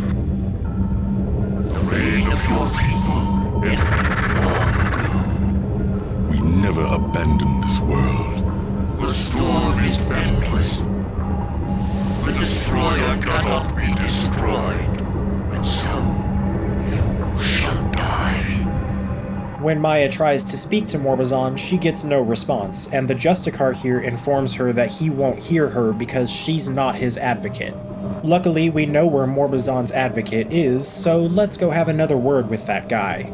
Maya tells the advocate that if he's too lazy to defend Morbazan, then she'll do it, and he has no problem handing over an advocate mask, which should allow us to speak to Morbazan, so back to the tribunal. Once there, Morbazan is able to hear us now, so he's got a lot of explaining to do, and he sure does drop a bombshell on us. Why do they call you Ancient One? My people once ruled this world. When the Tempest came, we fled into exile. And where are your people now? They are dead, all but Iari and me. Then, are you the Unseen? So the Munari have called us. But the Unseen were in the Adytum. I could feel their presence. Merely an illusion to convince you of their existence. You speak differently now. Morbazan the Gladiator was a charade. I apologize for my deception. So, Iari being unseen already means she's a willful entity and not some weapon automaton, which is what makes it plausible for her to be Neru's secret benefactor. I'll also point out here that the line at the end about Iari's safety is slightly different depending on whether or not we've started tracking her down yet. I did by this point, but we'll get to that here shortly. We can now try to talk to the triple-faced judge statue to defend Morbazan, but it says there's nothing we can do. If we return to the temple and speak to the advocate, he'll advise us to find a librarian to see if we can find a law that would help defend Morbazan. That's helpful, but let's shift gears again back to finding Vandal in the ruins. We can reach them by taking the blue teleporter near Yago. This place is pretty dark and covered with many destroyed statues and monuments, which I think we're meant to believe were destroyed by this Vandal. We'll also see several weird hostile creatures known as Deceivers, but they're not really all that troublesome. As we're exploring the ruins, we may encounter a tunnel which seems to somehow connect back to Teomura and Kossus, as we can see out from the statue's eyes on the top of the hill onto a nighttime scene of the beacon. This is just one of several very strange things about the Isle of Teomura that's never really explained. There is certainly some connection between the Unseen and Teomura, and while Morbazan's lore page now says that the Unseen initially settled alongside the Munari underneath their city, I almost find myself thinking that they might have settled in Teomura first. This kind of led me down a rabbit hole of a theory, thinking that the Unseen might have been the worms of Teomura, but I don't think that's a great conclusion, and there's really not much evidence to support it. Anyway, let's continue down the main path here, which ultimately leads to some destroyed throne, with Vandal waiting right here for us. Are you Vandal? I am the Entrope and the Anarch. I am the king of infinite space. I must have your mask. You ask for so much, and give so little. Speak to Nepenthes. The mask shall be lost to die. Who is Nepenthes? I am. Vandal is my father.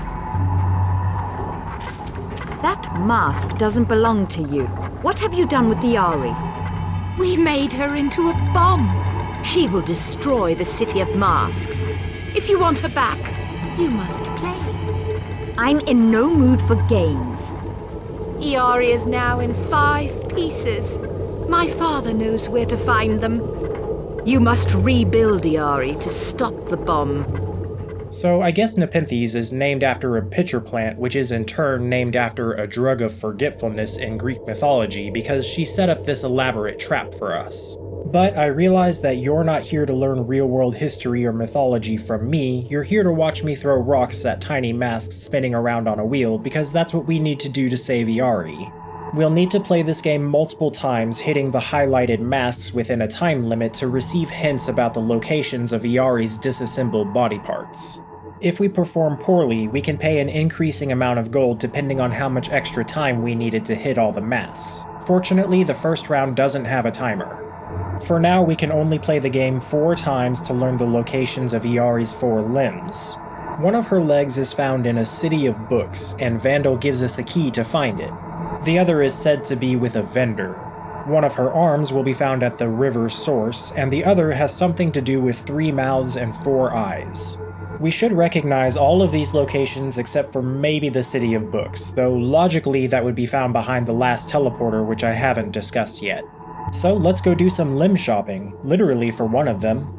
The multi-mouth thing is referring to the big judge face at the tribunal, but the Justicar next to Morbazan is the one who actually has the arm.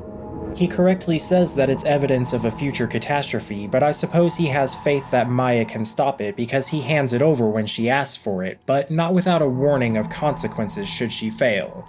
The chrysopomp in the temple is of course our vendor, and he bought a robot leg from one of the rando factions. Being the awesome bro that he is, he's willing to sell it to us for dirt cheap. Next we'll check out the river's source, which we should recognize as the Wheel of the Perdwellian, and the Perdwellian not only have Iari's left arm, but they say they can rebuild her once we have all of the pieces. How nice of them.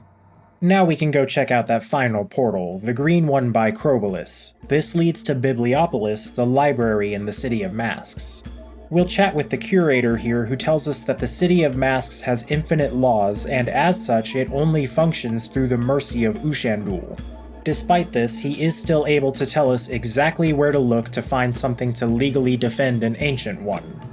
He also mentions that a lot of the books here contain monsters which have escaped, so we'll have to deal with that. There are a lot of side quest items to be found here, but for this we're mostly only interested in the Limb and the Law. Ooh, that's a good movie title or something. It also turns out that there's an Aosi rune here. We'll slurp that up to upgrade our Blade of 30 Suns into the Warrior of Sand. We'll fight through a whole hodgepodge of random but familiar enemies as we explore, including unseen guards, ghosts, tusk wolves, tree sentinels, deceivers, and Indubal terrors, but not horrors. By either following the directions of the curator or by just searching the whole place, we'll find exactly the right passage we need to help an Ancient One. Apparently our only option is to have a trial by combat in which 3 champions fight on behalf of an Ancient One. This means we need to reassemble Iari and free Torghast in order to get Morbazon released. Finally, we'll find a locked coffer in one of the side rooms, and using Vandal's key on it will reveal Iari's left leg. Now that we have the 4 limbs, it's time to go back to the ruins to play that last game to learn where Iari's torso is. Nepenthes only gives us 4 seconds to complete this last game, and I have to say, if anybody out there is able to do this within those 4 seconds legitimately, I'd kinda like to see it. I had to settle for 7.3 seconds, causing me to pay 3,000 gold. The hint that we get is that the torso is between madness and despair, referring to the inspirational messages in the temple, but we're not finished here. We need both Vandal's and Nepenthes masks. They're not gonna hand them over without the fight that we knew was coming, especially since we see Nepenthes constantly buffing her father magically while we play their silly game. They don't stand a chance against our blood summon, so we defeat them and collect Iari's face and Vandal's mask. Interestingly, the description on Vandal's mask lauds him as the King of Infinite Space, but I didn't really think he was that significant. So with that, we'll head back to the temple to remind ourselves that madness is reason and despair is hope, and in doing so, we'll find Iari's torso underneath this face statue's serpentine tongue. Since we're here in the temple, we should hand over Vandal's mask to the Archons to let them know that he's dead. They rejoice that the destroyer of their work is gone as they praise the destroyer. They're true to their word and they release Torghast after this. We'll meet up with him, and his last memory is getting his butt kicked by Sangharil. We fought a monstrous thing. It opened a rift into this world. Enter the portal at the bottom of the stairs. It leads to the Wheel of the Perdwellian. I should go with you. Our friends are trapped in that place. I need you to watch over them. We'll head back to the wheel ourselves so the Perdwellian can put Iari back together for us, which they quickly do. Now that we can speak to Iari, she'll give us a quick rundown as to why she's made of metal. Morbazon is an Ancient One, and so am I. But you're a machine. I was dying. Morbazon built this body as a vessel for my soul. So you and Morbazon are the unseen? We loved each other. He could not bear the solitude. We'll find a way to save him. I shall come with you. No, I just put you back together. You'll wait here until I need you. We will get more details on that later, and also it's a little funny that we're telling Iari to stay here when we need her right now for the tribunal. So let's head that way and rescue Morbazon. We come to fight for the Ancient One. If we win, you must free him. You speak the word of law, Advocate. You shall die with the condemned. I must say, I didn't expect a trial by combat to pit us champions against the judges of these proceedings, but cultural weirdness, I guess? Once the 3 judges are defeated, Morbazon's cell deactivates, and we're kinda just taken back to the Wheel of the Perdwellian. Now tell me why you brought us here. To save our world from annihilation. But why did you lie to me? Why this little Morbazan act? Would you have believed any of this if I had told you? Most certainly. Torgis, please. To save your friends, we must tell our story another time. If we ever return to the Adytum, Your Grace, I promise to explain everything. I tremble with anticipation. What must we do now? Kill Ushandul, the god of desire. I shall speak to the Perduelion. They will know where to find him. Normally, I would say an explanation like, would you have believed any of this, is a bit unsatisfying, but given how off the rails this place has been, Morbazan is kind of right, and Torgis is a big fat liar for saying otherwise. Returning to the Adytum as Morbazan suggested is technically optional, but I will discuss it when the time comes as a lot of loose ends get tied up while we're there. In talking to the Perduelion, they first inform us that Crobolus is gone, taken by Ushandul. So the moment that Maya left him in Eleh was the last time he'll be in our party, as he was effectively replaced by Iago. You must bring me to Ushandul. Wear this mask and enter the red circle, but beware of the Logosark. So I did lie a little bit. The Perduelion will also talk to us while we wear this red mask, but at this point it no longer matters at all. We'll follow the Perduelion's instruction and go through the portal, and this cutscene introducing us to Ushandul really seemed off to me. I don't know, it felt like it was created for the trailer before the City of Masks was even thought out.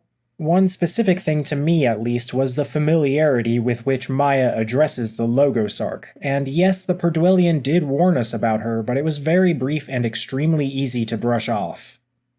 No, Logosark. The prisoners live. This linger, great Ushandul. The Queen made us do her bidding. She will spare the mighty Ushandul if the prisoners go free. Where is this Queen? She is standing here before you. Ushandul will hear no words from your master. Your mask game is over. I am the Queen of Halassar and the goddess Lahara reborn. You wear no mask, yet you claim you're a god? Ushandul himself looks more like some kind of mask thing than a person, and he never says a word. During the fight, the two will try to punch us and cast spells as Ushandul teleports around and the Logosark will duplicate herself. Once we've defeated them both, we see our 3 remaining friends get freed from their weird carbonite blocks or whatever. With our friends now free, we regroup at the wheel of the Perduelion for Morbazan to further explain how exactly we're supposed to save this world. Tell me about the Tempest. Is it the storm that shattered Eleh? The Tempest desires the end of all things. But the Tempest assumed many forms. That monster in the tree of Eleh. And Ushandul. And Crobolus. We cannot destroy the Tempest, but we can free our world from its power. We must go to Cargathalon. I grow weary of these ludicrous names. Torgis, you can say that again. Into the vortex, it draws the soul of our world. How massive is it? We'll need a siege tower.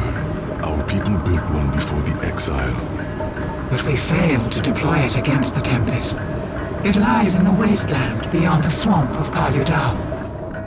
So, in short, Cargathalon is the entity through which the Tempest is consuming the River of Light of this world. I want you to remember that this siege tower we need to destroy it was constructed before Iari began to die and needed a mechanical body. I will have a complaint about that later. We can also catch up with the rest of our friends. Iago asks about Rosalind, and Neru is upset that Crobolus is missing. So, with that, we can leave through one last portal and say goodbye to the City of Masks, as it felt like we spent way too long here. We're not finished in the Realm of Twilight yet, though the story does start to feel a bit more rushed from this point forward. The cutscene we see as we enter Paludal's swamp is mostly just a recap of what Morbazan had already told us. Our only path led across the bridge of the mud golems. These golems were strange and hostile people, who drew strength from the swamp in which they dwelled. Once there, our progress is immediately stopped by a twisted bridge next to a hut, and inside that hut, we'll meet Bazig, the only friendly mud golem we'll find here. We'll inquire about crossing the bridge, and Bazig tells us that music is usually the key when we need to make progress in this place. He then hands us a hammer, which makes sense if we saw the dented gong by the bridge, but Morbazon has a giant hammer, so is this thing really necessary? Bazig recommends we don't cross the swamp since it belongs to their god of living mud, Paludal. It's also inhabited by less friendly golems and other creatures known as Rokokro. It's really starting to seem like the concept of divinity is a very broad one here in the Realm of Twilight. We'll smack that gong, flattening the bridge, and encounter some mean mud golems in the next building. We'll also find a blue flute lying around which was carved by them. The aforementioned Rokokro soon appear as well, and they're weird grasshopper frog things which are slightly more dangerous than they'd seem. We'll occasionally have the chance to look around to see the mud functioning as an energy source refined by things like the flora in the swamp. Morbazon tells us this is possible because the River of Light likely flows beneath the mud. There's even one point where we can touch some of this mud and see some weird detrimental effects. We'll continue along and play that blue flute we found to cross another bridge, which really isn't much of a puzzle, and pass by a Rokokro pen where some side content can happen. Further along, we'll find a few consoles on a large mechanical refinery, and all the consoles do something, but the important one to us is the one in the middle that sends energy to Paludal's lair. Through this console, we can alter the flow of energy to give Paludal some type of vulnerability. I chose to make him more vulnerable to physical attacks, which is probably the safest and most boring option, but spells would probably be a good choice too. Before reaching the lair, however, we might find a machine which allows Morbazon to make gems for Iari using souls taken from enemies, then use those gems to make custom weapons for others. This weird crafting system is technically side content, but there is no objective or story attached to it. I might go into more detail about it in a side quest video, but outside the specific mechanics, there's really not much more to say about it. I might even say that Paludal's swamp is such a self-contained setting that I almost believe it just exists to house this one feature. We'll get to Paludal's lair and see Iari make the closest thing to a joke we'll ever see, though I happen to know that these lines are exactly the same regardless of which characters we have with us. Paludal has no time for conversation, and it's a pretty straightforward fight until he starts taking the form of our party members. This part's usually not that bad either, but with the wrong decisions like failing to choose a vulnerability or bringing a really tough character like Neru, this part could become really grueling. He'll go through the forms of each of our 3 party members, then back to his original form for a grand total of 5 rounds of fighting. When we defeat his original form again, he doesn't get back up, but our party points out that he may not stay dead for long, and sure enough, if we ever come back to the lair again in the future, Paludal will be there waiting for us, though there's not really any reason we should ever want to do that. Now we can freely explore the lair, and as we do so, we'll find a side door leading to our next AOC rune. For this one, I decided to upgrade my Eye Summon, turning my Eye Stalk monster into a slightly bigger Eye Stalk monster. So the swamp was a weird distraction, but it's time to move on to the wasteland where we'll supposedly find the siege tower. We'll essentially get our whole mission briefing from the cutscene as we enter. The warlord Sharangir held the Tower of the Ancient Ones. First we had to get inside, and that was Sangaril's job. To insert 2 gems that opened the main door, she'd have to scale the side of the tower. Meanwhile, Iari would disrupt the tower's energy nodes. A cavern nearby offered a clear shot at the targets. Once the door was open, 3 of us would go in. Our task was simple: find and destroy Sharangir. So we will start at the tower with Sangaril scaling its walls so that she can get the doors open. We'll play a sort of climbing minigame, and of course the one time I choose to kind of cheat and use save states so I could collect all the items is the one attempt where I didn't really need to do that at all. Now inside the tower, those 2 gems we needed are carried by things called sentries wandering around here, so we'll just stab them and place the gems in their appropriate consoles and then move on to the next team. We'll shift over to Iari, Neru, and Yago in a rocky, swampy part of the wasteland, which Iari says used to be a lush rainforest. A vast rainforest teeming with life. This wasteland is all that remains. The River of Light flows here no longer, though its power is trapped in the rock. This section and the next felt pretty heavily padded with combat, as they felt like they took way longer than they needed to get through, but that's why you have me. We'll be introduced to a new type of enemy unique to this location, known as grubs, and they have somewhat interesting technology. I found these things to be pretty annoying, probably more so than I should have. Ideally, it might be best to try pummeling them with as much energy magic as you can. As we explore these caves, we'll see some flora still trying to subsist off of energy from the life stream, or the River of Light. You know, the light stream. Some of these plants are thriving, but many of them are shown to be alive but have fruits that are rotting on the vine. Remember, we're here to find energy nodes which feed energy from the River of Light into the tower and then disrupt them with Iari for some reason. Iari says at the first node that it's to disrupt Sharingir's control of the tower. So we'll play a bit of a shooting minigame which can't be failed, and then move on through more grubs and caves. Once we reach the second node, Iari tells us that these conduits were not designed by the Ancients and that they were cannibalized from the tower after its construction. We'll shoot this one into its needed alignment and then move on to Maya and her team to actually seize the tower. The cutscene as we start this sequence outlines one important fact, that Sharingir's sentries have way more voiced lines than he does, which is none. We're under attack!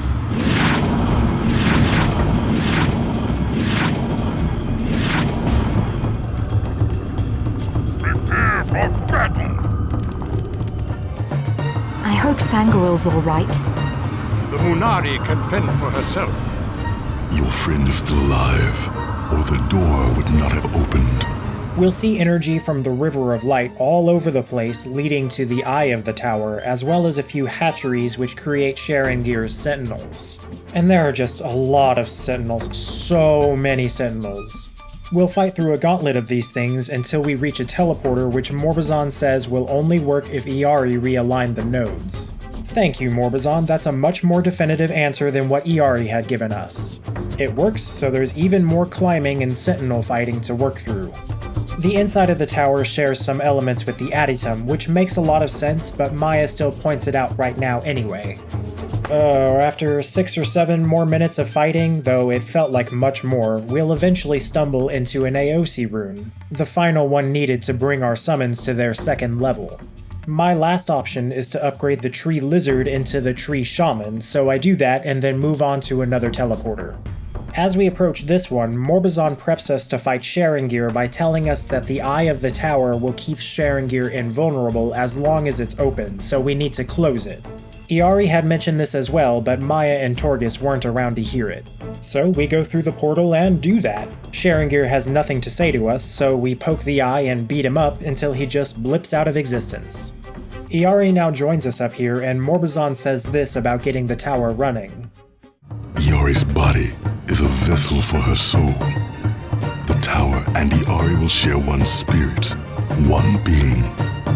Do you honestly think this will work? We have no other hope. I am the Tower of the Ancient Ones. I am Iari of the Unseen. Let us go to Cargathalan and save our world. So I mentioned I would have a complaint earlier, and here it is. We'll learn for certain that Iari's body was invented after the exile of the Ancients from the Realm of Twilight. If Iari's body is necessary to activate the tower now, how did the Ancients intend to activate it before they were exiled? Maybe there is some reason, like, I don't know, maybe they didn't intend to deploy it and they somehow made it forward compatible or something, but we get no such explanation. So now, the roller coaster that is everything surrounding this siege tower is about to start plummeting as Maya briefs us on what exactly we're doing with it in the Valley of Cargathalan. Iari and the siege tower now moved with a singular purpose, but 3 chasms blocked our path. A series of spinning bridges could not be crossed unless we seized the towers that controlled them. To that end, we'd work together in pairs. But once across the final chasm, Iari would face Cargathalan alone. For this section of the game, we actually play as the siege tower controlled by Iari, supported by 2 orbs which can heal and buff. The tower itself has a powerful ranged attack, which kind of gives it the feel of playing a Super Iari.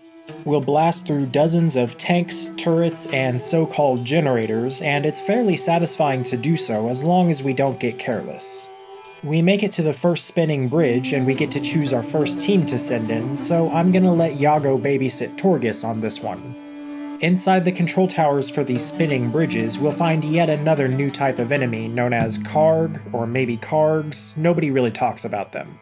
Their specific variations are Karg Rangers, Mages, and Warriors. We'll fight through a truckload of these guys and then stabilize this bridge, then move on to the next. As we do so, we start to get a better view of how this world is falling apart due to the consumption of the River of Light. The second tower is soon in sight, and for this one I chose to use Morbazon and Neru. Through them, we learn that the technology of the control towers was, again, originally designed by the Ancients. Tackling a tower with this pair can be a little bit of a slog, but both of these characters are quite difficult to bring down, so eventually we'll stabilize this bridge as well. With one tower remaining and not much interesting to see along the way, all we have left to send in is the bestie dream teams Sangreal and Maya to make short work of these last Karg and stabilize the final bridge, opening the way to Kargathalon, the conduit of the Tempest. We can see the River of Light feeding straight into Kargathalon's gullet, but a part of it known as the superstructure breaks off to defend against us as we approach. We'll shoot up the surrounding turret support and the superstructure, and once it's destroyed, Iari says she needs to exit the siege tower to properly destroy Kargathalon. We're now taken straight inside of Kargathalon's fortress, where we'll come face to face, to face, to face, to face with it, and we need to destroy all 4 of those faces. Fortunately, if we equip Iari properly, she's basically invincible in this fight. Just as our final shot is connecting with the last face, Iari yoinks a new arm for herself, her second and final weapon. Then, just as Kargathalon seems like it's about to explode, we appear to be transported similar to what happened with the Ezran, only this time our trip brings us to true Summoner Enlightenment. We'll be taken to a place called the Dream of Eleh, where we'll be talking about more AOC and prophecy stuff again, so let's try to put the Realm of Twilight and all the whiplash we got from it out of our minds for now. This Dream of Eleh place resembles a surreal throne room of Halassar Palace, and there's a small tree of Eleh where the throne should be. So I'll admit I'll probably spend more time talking about this place than it would take to play it out, because we're gonna have some major conversations here and I'll have a lot of words to say about them. So as we're poking around, we might be very surprised to see our old friend Abbess Rosalind appear. Who are you? Rosalind of Iona. Your father is searching for you. Yago shall never find his daughter. She exists no longer. You saved the world of the Ancient Ones. But where are my friends? Iari destroyed the conduit and opened a rift. You and your friends have fallen through it. You'll find them on the other side. What is this place? This place is you. Am I dreaming? Is none of this real? You are the center of creation. You are more real than reality itself. So I believe this conversation with Rosalind serves 3 purposes. 1, she reaffirms that we completed our goal in the Realm of Twilight so that we don't have to worry about it as much right now. Great. 2nd, she's kind of helping us acclimate and get our dream legs, as it were. And 3rd, and maybe most important, I think these are Rosalind's last words before she's consumed by the Tempest, which is what she's talking about when she says this. It is finished now. Now I'm kind of getting ahead of myself in saying that, but I believe that has everything to do with why she's even able to talk to us in this way. I'll kind of make an argument for that after we have this weird conversation with the man in feathers himself. Urath, god of the Sudani. I understand we are at war. I am no god, because there are no gods. Forget your myths and prophecies. You are the Tree of Eleh. You are AOC, the language of creation. Yes, it's true. I felt it in my heart since Teomura, but I never understood. I don't become the runes. I am the runes. The Tempest will destroy all you have made. You must defeat her and bind her to you. Will you help me? Of course. I am you. 20 years ago, the Summoner united 4 demons and 4 dragons in the Forge of Urath. To bind the elements, Joseph destroyed his body. At that very moment, you were born in Galdir. I exist only in your person. Then am I Urath reborn? There is no Lahara. There is no Urath. Only creation and destruction. AOC and the Tempest. And if we defeat her? The Shattered Tree will grow anew. We'll create new worlds and new realities. Where's the Tempest now? Crobolus returned to Halassar. The storm is gathering strength. Your people are ignorant of the danger. Then I must return to them. Speak to Lahara. She holds the key. Now there's a lot to unpack here, but I think the most important takeaway is that AOC is rarely a singular will, and it often branches and conflicts with itself. And because of that, to say there are no gods is a gross oversimplification. I say this in part because of how Joseph/Urath speaks of the Tempest. He does say it's destruction, whereas AOC is creation, but he also tells Maya to bind it to her, suggesting they're two sides of the same coin. This is largely said in the beginning when the Book of the Prophets talks about the Tree of Eleh, saying AOC is the wind that blows through its branches, and then the wind grew fierce, a storm rose up and broke the tree. We've heard the Tree of Eleh is AOC, and if the Tempest is too, then it might be more accurate to say that the tree is the expression of creation, not AOC as a whole. This would also mean the events surrounding Joseph are very similar to what we're doing with Maya. He also bound elements of creation and destruction, the dragons and the demons, which in this case would also be expressions of AOC. We also see similarities in what the Tempest is trying to do now and what the demons had done during the Chaos of 10,000 Years, an event which I think would have been similar to what Ushandul and Kargathalon were doing to the Realm of Twilight. The main difference there being the Kosani did a better job of saving themselves than the Ancients did. Now, the Chaos of 10,000 Years isn't mentioned in this game, but there's a fair chance that it coincides with the rise of the New Visarum in ancient Halassar, and that Githarin may have also done a good job saving his people from the Chaos. So, should we accept that there are no gods? Maybe, but I absolutely don't believe that we should just dismiss all the mythology that we hear like we're being told to do in the dream. I believe that's mostly said for Maya's sake, not ours. As far as what this has to do with Rosalind, I believe that her being consumed by the Tempest, which we're not really supposed to know about yet, binds her to AOC in a way that allows her to communicate to Maya in this dream before she's completely destroyed. Anyway, that's probably already more rambling than you had bargained for, but we still have one more conversation with Lahara Face before we can get out of here and deal with Crobolus. Who are you? I am Lahara. I was carved in the days of the ancient kings. When you return to the palace, I will tell you a secret. You may tell me now, if you please. I am the portal to the labyrinth of guardians. The guardians of the firstborn? You become guardians when you become AOC. If there is no Lahara, there can be no guardians. These are nothing but myths. You are still Queen of Halassar, and your people need those myths to believe in you. All that has happened here must be kept a secret. Shall we return now? I'll only say a few things on this conversation, and one of them is the Labyrinth of the Guardians is side content, and there's not much lore or background attached to it, so you're not missing much when I don't talk about it this video. As for the Guardians themselves, we're also being led to believe that they did not exist. Who really knows what to believe anymore, but it seems to me that as AOC is talking to itself, it refuses to admit how out of control it can get. That, or again, it's just telling Maya what she needs to hear in order to fulfill her prophecy. With that, we're finished here, so we can leave, and this brings us back to the real palace of Halassar, where we're greeted by Dama Bashra still serving with faith and valor. Where's Sadama Kir? She's away on pilgrimage, Your Grace. Have you seen Torkis? Yes, and he bears urgent news. He waits in the audience chamber. Thank you, Dama Bashra. That will be all. With faith and valor, Your Grace.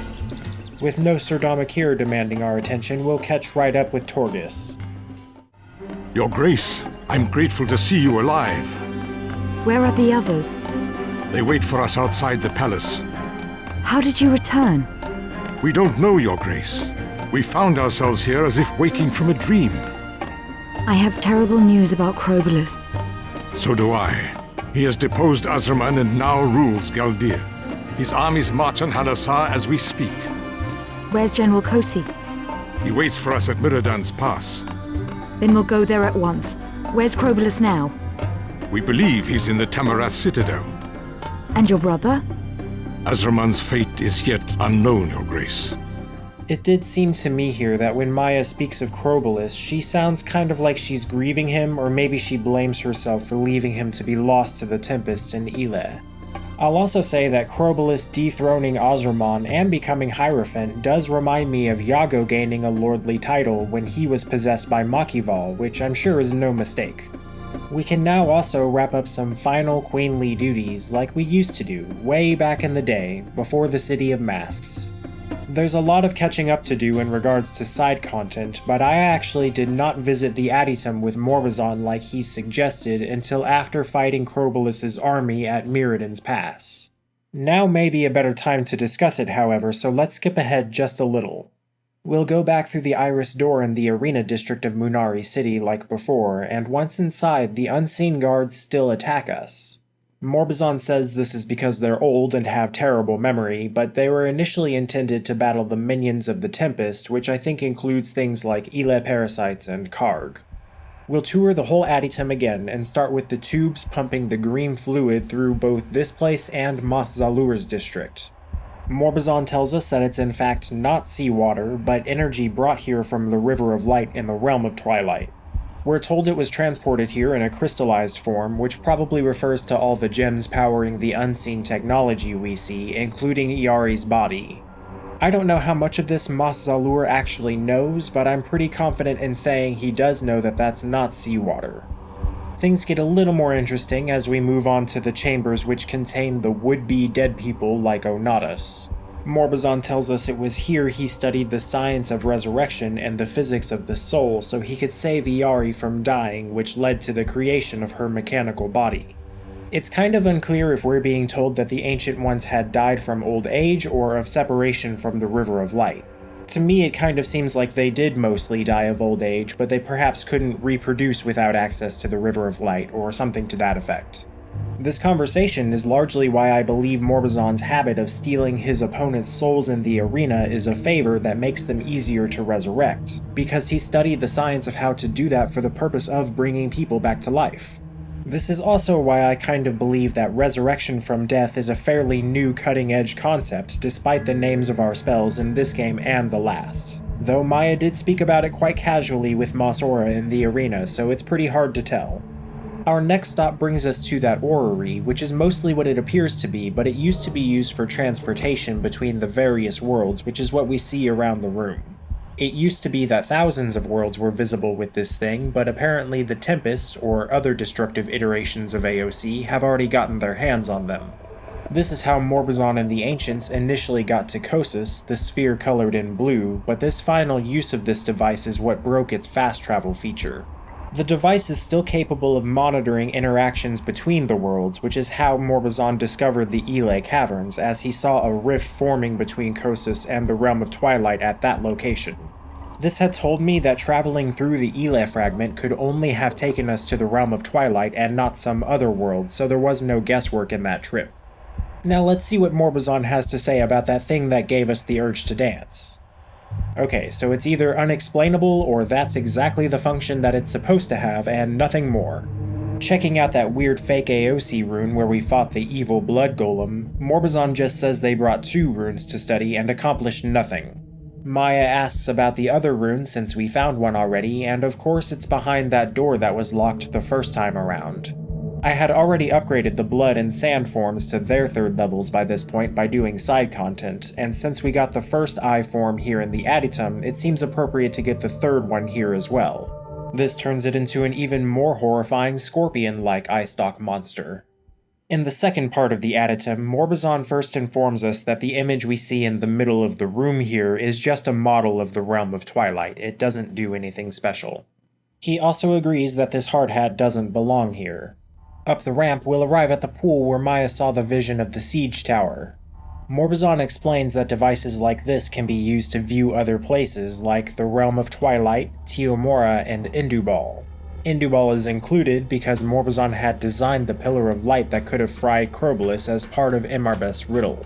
This tells us that Morbazon has been able to monitor any location where he's set up unseen technology, and he says this is how he found Crobolus after our trip to the Imperial Sepulchre. He would then deliver Crobolus to Azraman to then be imprisoned in Indubal. Morbazon now explains his entire plan for luring us to the Realm of Twilight and why he wanted the Book of the Prophets. He admits he's the one who sent the emissary assassin who led us to Indubal to find Crobolus. He knew Crobolus would then tell his story about Eleh, which would then lead Maya there. This was part of a larger plan where he wanted to steal the Book of the Prophets to confirm that Maya was the goddess reborn, but this was ruined when Neru stole the book from Sevora, so Morbazon never got to read the book. Onatus and Sevora were made to believe that Galdir were involved because it would make the emissary ploy more convincing somewhere down the line. This leads to the question of why Morbazon and Iari gave Neru the tools to hunt down Crobolus if it led to him stealing the book when they wouldn't have wanted that. Maya sort of points this out as well. Morbazon says that Neru had acted on his own volition, which isn't a denial of trying to recruit him, but I believe Neru had just gone way off script from what Morbazon had expected. It's also worth mentioning that Morbazon likely concocted this plan after Crobolus had come to be controlled by the Tempest. I don't think this was intended to happen to Crobolus, and I think Morbazon's first expedition to the Eleh Caverns with Crobolus was intended to maybe be a first attempt at getting help with his world, or more likely, an attempt to confirm the location of the rift between the two worlds. I hope that helps iron everything out because it's all a little less convoluted than it seems like it's played out to be. There's also one last groundbreaking thing we need to check on while we're down here. Are the Watchanai still watching? Good. Everything checks out. We can now leave the Adytum for Miridan's Pass to battle Crobolus's minions. We'll meet up with old General Kosi, who briefs us on the situation, telling us that Crobolus is sending monsters after Halassar, not soldiers. This may already tell us that when Crobolus deposed Azraman, he didn't really take over, he just started raising Galdir with monsters. We'll see pretty soon that he didn't intend to keep the crown for himself anyway. Crobolus himself still hasn't left Tamirath Citadel, a place about which we still haven't heard much, and we don't have a lore page on it, so we'll just have to learn more about it when we get there ourselves later. Hawkwood's company is also here, the mercenaries we hired earlier on in Munari City. Kosi is happy with them, and it'll be nice to have extra people on the field for the coming battle, but I'm honestly not sure if they're any more or less capable than our normal soldiers. We've also been told to speak to the Vizier, who's really just the mechanic for seeing and traveling to key points on the battlefield. She herself is hardly even necessary, as she gives us a coin which allows us to communicate with her from anywhere in Miridan's Pass. We can now reposition our soldiers and mercenaries across the pass as we see fit, which is otherwise clear of hostiles until we okay the battle with Kosi. That's how war normally works, right? We also get the payoff to having visited and taken care of that weird creature a couple of times. We'll find him in a cave all grown up with a gift for us. He begins to follow us around so he can help us fight in the upcoming battle, but that'll be all. He's not like some secret party member or anything. If we had ignored or neglected the creature, it would still be in this cave, but it would attack us, and we may have to defend ourselves. Crobolus and his minions have been very patient with us, so let's go tell General Kosi to start the battle, and once we do, we'll see that our only enemies are those red and blue guards of the Azraman from the Blood Fragment and Eleh. These ones, however, are called Tempest Demons, not Azraman guards. The battle is fairly straightforward, keep the demons from reaching the gates of Halassar, and there are additional rewards for preventing them from reaching the 3 flags of Halassar as well. We'll have to fight off 3 waves of demons, occasionally getting extra reinforcements. I mostly just muddled through this battle and still managed to get the full reward, so it's really not too difficult. If doing this for yourself and taking it seriously, I would maybe recommend one of two strategies. You could split your forces among the 3 Galdir flags, defending them, in which case you may want to send 2 of your characters to 2 of those flags so you can easily switch to them and quickly deal with any extra issues that arise. Or you could simply have everybody rush the Galdir gate and personally try to make sure none of the demons sneak by. In either case, it's wise to keep one character by the Halassar gate to more quickly distribute reinforcements as they arrive. So we ultimately clean up all the demons, claim our rewards, and just like that we move on to Tamirath Citadel. More or less. As usual, I had a few things to wrap up beforehand. Maya's briefing as we enter the Citadel tells us a few things. We had come to save Azraman, my sworn enemy and the brother of my friend. Galdir had fallen under the dark power of Crobolus, corrupted by the evil that dwelled within him. But where was the Tempest? Where was the destroyer of Eleh? Oddly enough, it was Mad King Imarbeth who held the key. This is the first we're hearing that Azraman would be here, and I maybe would have expected him to have been put in Indubal instead, but we don't have time for that, we're so close to the end. I also found it quite strange that we get the question of where is the Tempest when we're talking about Crobolus. He's right there.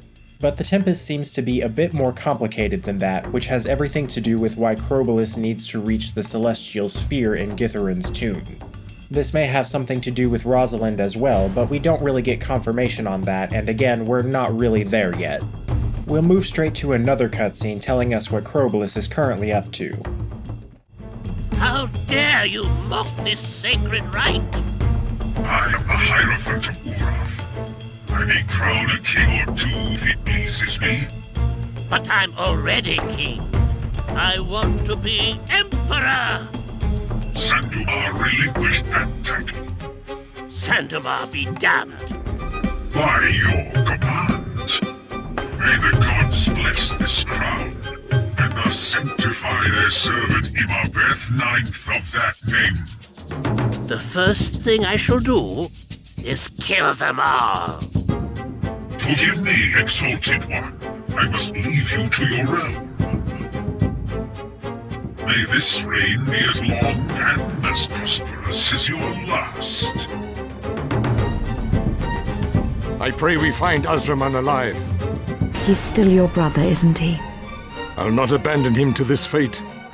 Great, Imarbeth is free from Indubal and was just very officially crowned Emperor in front of nobody. Some of you might be wondering who this Sandumar guy is, and we might have heard of him already, but there's really not much to say about him or the Tamirath in general or their kings. We do know that Sandumar was the first of the Tamirath kings, and this is only true because those who ruled Galdir before him all held the title of Emperor, and as we just heard, Sandumar did away with that title.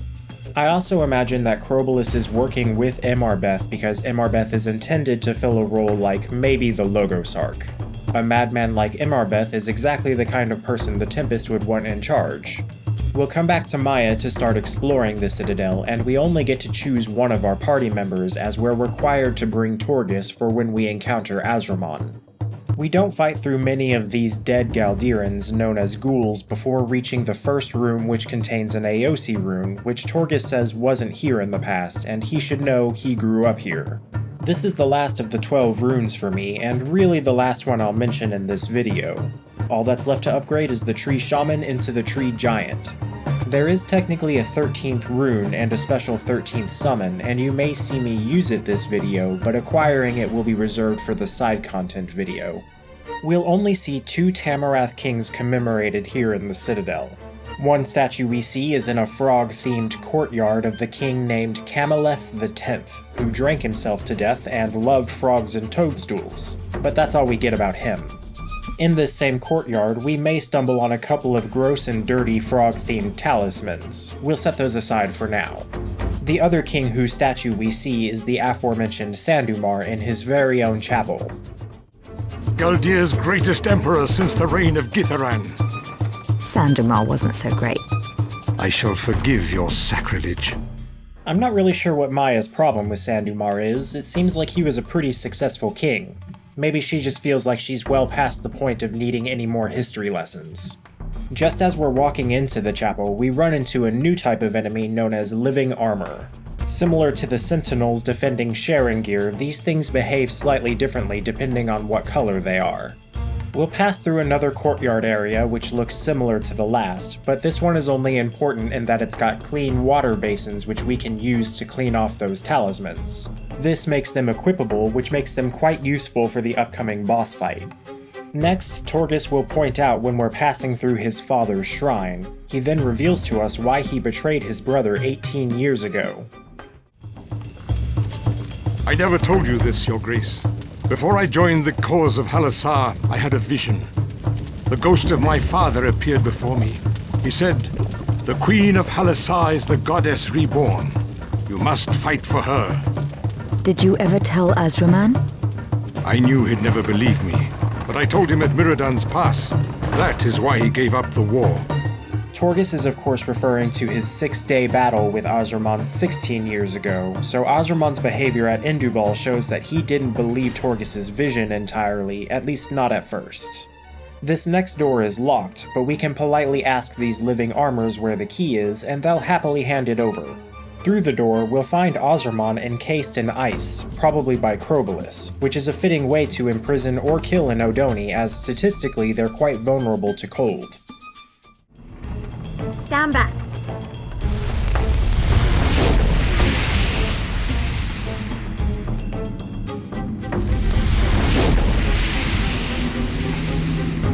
My spells had no effect. Then I'll shatter the ice piece by piece. We can't let Crobolus get away. The fate of Halassar depends on it. We'll come back for Azraman later. I must free him now, Your Grace, or he'll be lost forever. Then you have no choice. Much like with the first summoner, there's only one choice to make along the main story, and this is it, to let Torghast save Azraman or not. If we leave Torghast behind to save his brother, then we just continue along with Maya and whomever else we brought along with us. I had Maya's bestie for this, but I would actually recommend bringing an extra healer like Neru. The following room is the throne room of the Citadel, where Imarbeth has been waiting for us, still mad as ever. They tried to hurt me, cousin. They locked me in the place of bones. The man in the mask made me emperor, but he is gone from here, cousin. I am not your cousin, and you are not the emperor. Santora be damned. We had such fond memories, cousin. I will ask you one last time. Where is Crobolus? Githaran's tomb. You'll find him in Githaran's tomb. But you are cruel, cousin. They say you turn against me. Must you die too? We are so lonely now. It should have been obvious that Crobolus has gone to Githaran's tomb, as he was there for a reason the first time.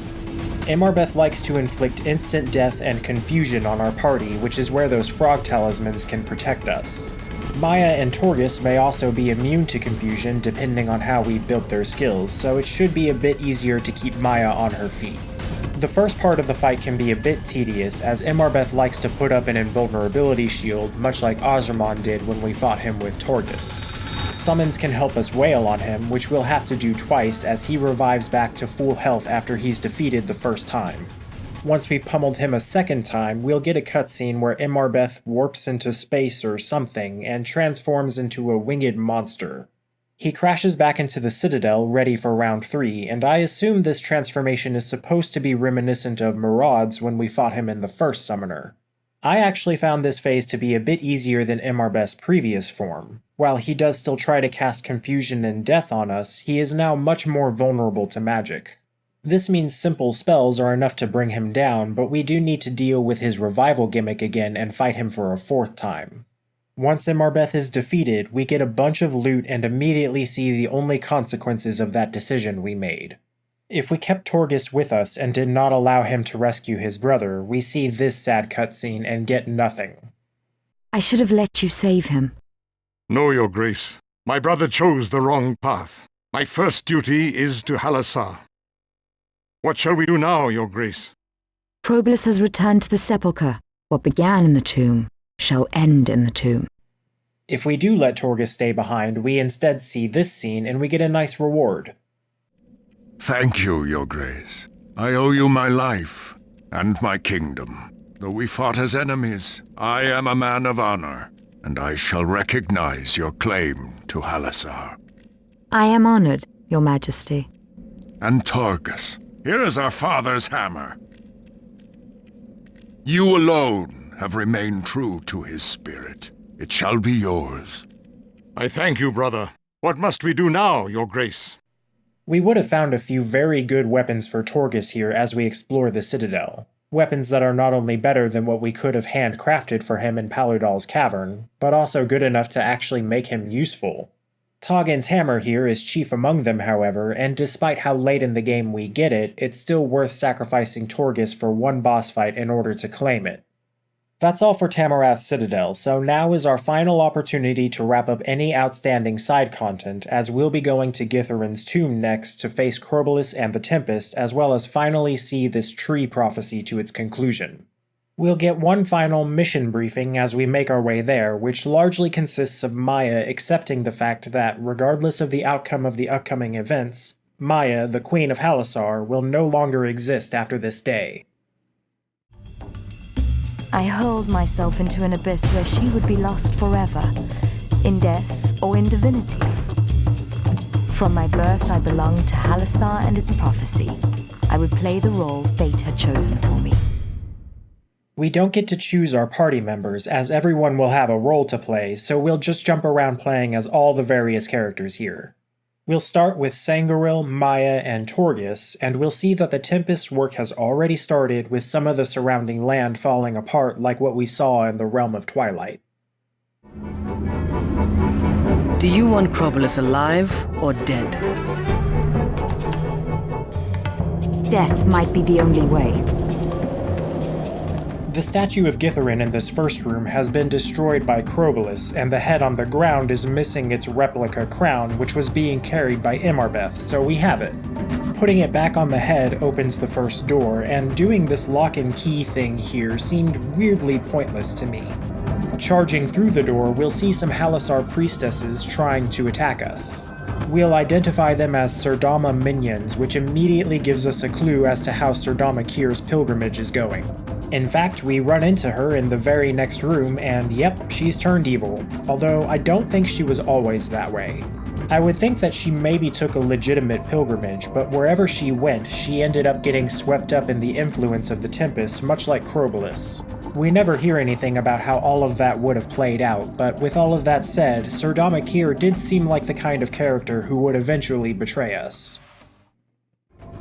All of your life you fought for the prophecy. Why abandon it now?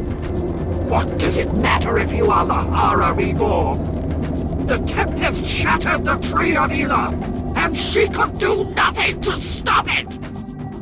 Maya sends Torgus and Sangoril off to pursue Kir, and this quickly becomes a sad final goodbye. With faith and valor, Your Grace.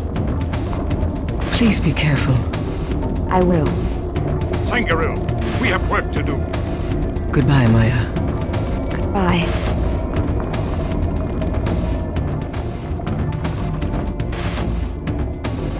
I promised you a Hierophant, and I shall live up to my word. It took Maya the entire game to decide to keep the promise to Neru that she technically never made, so we'll move ahead after Crobolus with him and Morbazon. We'll reach that room which used to contain an obelisk mentioning Githarin, and we catch up to Crobolus for our first time. I warned you! In the Tree of Eleh, I warned you not to enter the portal! What have you done, Crobolus? What have I done? You unleashed the Tempest into Halassar, not me! I am but a victim of your ambition! It really seems like Crobolus the missionary is still in there somewhere, and I really felt for him as a victim of this whole situation. After Crobolus runs away, we'll fight off another group of priestesses, and after what seems like almost no time at all with this team, Maya decides to let Neru and Morbazon pursue Crobolus while she takes Iari and Iago to the Celestial Sphere. There's something happening in the Celestial Sphere. We don't have much time. Then you go on ahead. Neru and I will handle Crobolus. From here, we continue with Neru and Morbazon and catch up to Crobolus quite quickly. Crobolus? Will you deny me vengeance?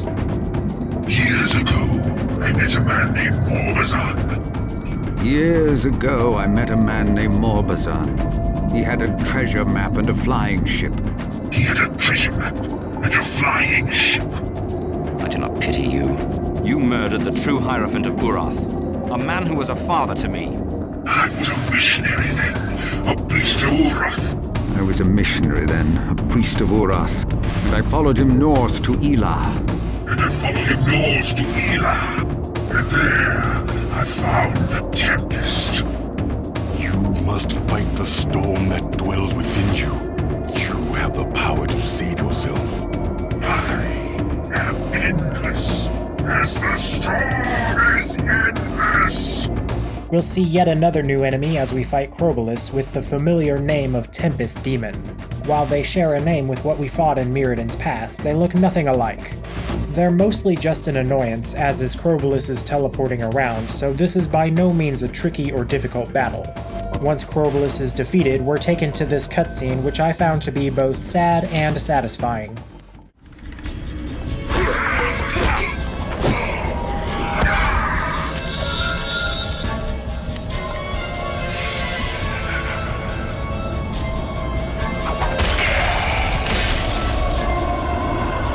Now, having kicked the Tempest right out of Crobolus, Orcelius' story of revenge has reached its conclusion. We go back over to Torghast and Sangoril, who are hot on the Sodama's trail. We'll see that Torghast isn't blind to Maya's upcoming fate, he's just trying to be strong, but this means that he missed his only opportunity to say goodbye to her. You've broken oaths before. If you betray the Queen, you'll live as gods. You spent too much time in that sanctum alone. And I am sick of people calling me Munari. We'll follow Kier a bit further through that second obelisk room where she destroys the floor beneath us, sending us to the level below to fight more Sodama minions. When this happens, everything we have which is considered to be a potion is instantly destroyed, so most of our stockpiling which we may have done will go to waste unless we brought a lot of scrolls too. As alarming as this is, it's not really so bad, as the priestesses we fight here drop basic but top-tier health and action elixirs, so we'll want to hoard those for the final fight. Kier leads us on quite a chase, making this the longest segment of the Sepulchre. She takes us past the cannon which we fired, through a cave where she's far too proud of her minions, past the shore area, and somewhere probably near the Celestial Sphere, as the area is unstable and unrecognizable. Here she hides behind a barrier for a bit, so we better have a crossbow for Sangoril to shoot her. Then in the following similar area, she blinds our two heroes, dimming the screen, which is no good for the camera. I'll have to do something about that. We'll eventually have the Sodama cornered, where we can finish wailing on her, and once that's done, she explodes in an erratic burst of flame. We now only have one thing left to do. We're now taken straight to the Celestial Sphere with Maya, Iari, and Iago, where we found our second Deosi rune, and here we finally learned what it was that happened to Rosalind.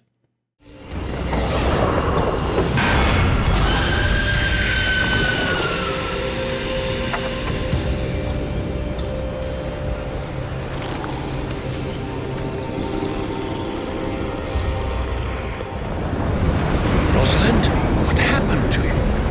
Crobolus murdered me, Father. He gave me a book written in Aosi. But the book was a trap. I fell into the vortex of the storm, and a tempest consumed my being. Rosalind is no more. Release her, please. I beg of you. This is not about you, old man. Remember, at this point, Rosalind is no more. This is more so just the Tempest being courteous enough to tell us why it looks like Rosalind. It's not really clear why this happened, but it seems that the Tempest needed to consume someone like this as part of entering this world, in addition to Crobolus's ritual in the Celestial Sphere, which he successfully completed off-screen. The first part of this fight is fairly easy and straightforward, just beat on Rosalind until the next phase. Once we reach it, the Tempest transforms into what is maybe a truer iteration of itself. The fight resumes, and the Tempest is now symbolically poking out from the now cracked Aosi runestone. For this phase, the Tempest is now completely invulnerable to damage, so we just have to hold out for a bit until this happens. Maya! She is dying. The Tempest will devour her. What can we do? Your body is a vessel for the soul. Share that vessel with her. Let her spirit flow into you. Silence, old man! You are a monk, ancient one. You banished us from your realm of twilight. But this world is mine. Maya, can you hear me? If your spirit has the strength, come to me.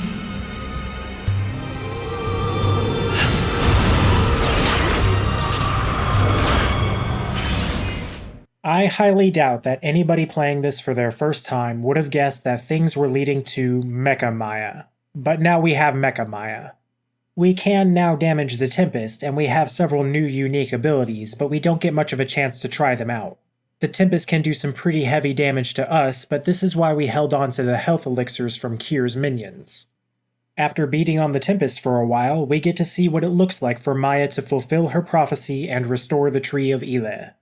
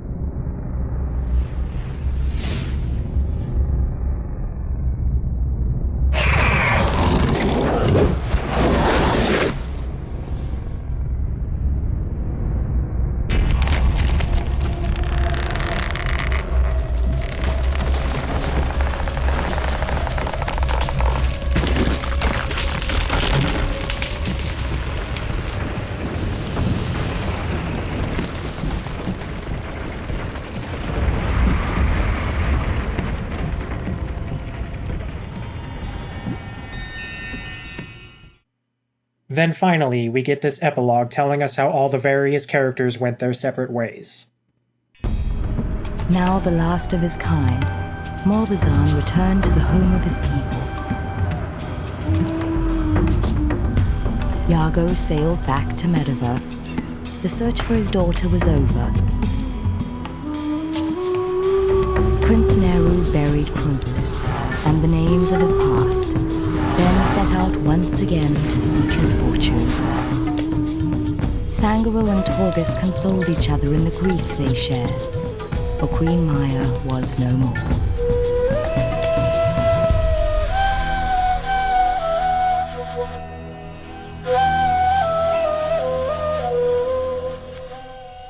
Aosi is the wind that blows through its branches. We do get a silly bonus cutscene at the end, similar to the D&D skit we all know and love from the first game, but this one is nowhere near as iconic. I can't really tell if I needed to hear Neru say this, or if hearing it just made the ending feel more sad than it should have been. Well, I hate endings. It's not official. It's fake. Life goes on. Like a lot of endings you see in video games. They stink. Maya was all about Maya, and I enabled her. I enabled that behavior. Now, back in the day, I was possessed by the demon of darkness. He was a class act. He knew how to have a good time and enjoy himself. My relationship with Torghast is a perfect example. That bitch was tearing us apart. There's another unlocked bonus cutscene worth mentioning where we see the various voice actors talk about themselves and their roles in this game. It feels a lot like attending an after-party of some kind. The Summoner guys did this comedy routine where they were playing a fantasy role-playing game. It really cracked a lot of people up. And that is all for the main story of Summoner 2. I really hope you enjoyed it, and I hope you're looking forward to the summary of all the side content. Until then, thank you very much for watching.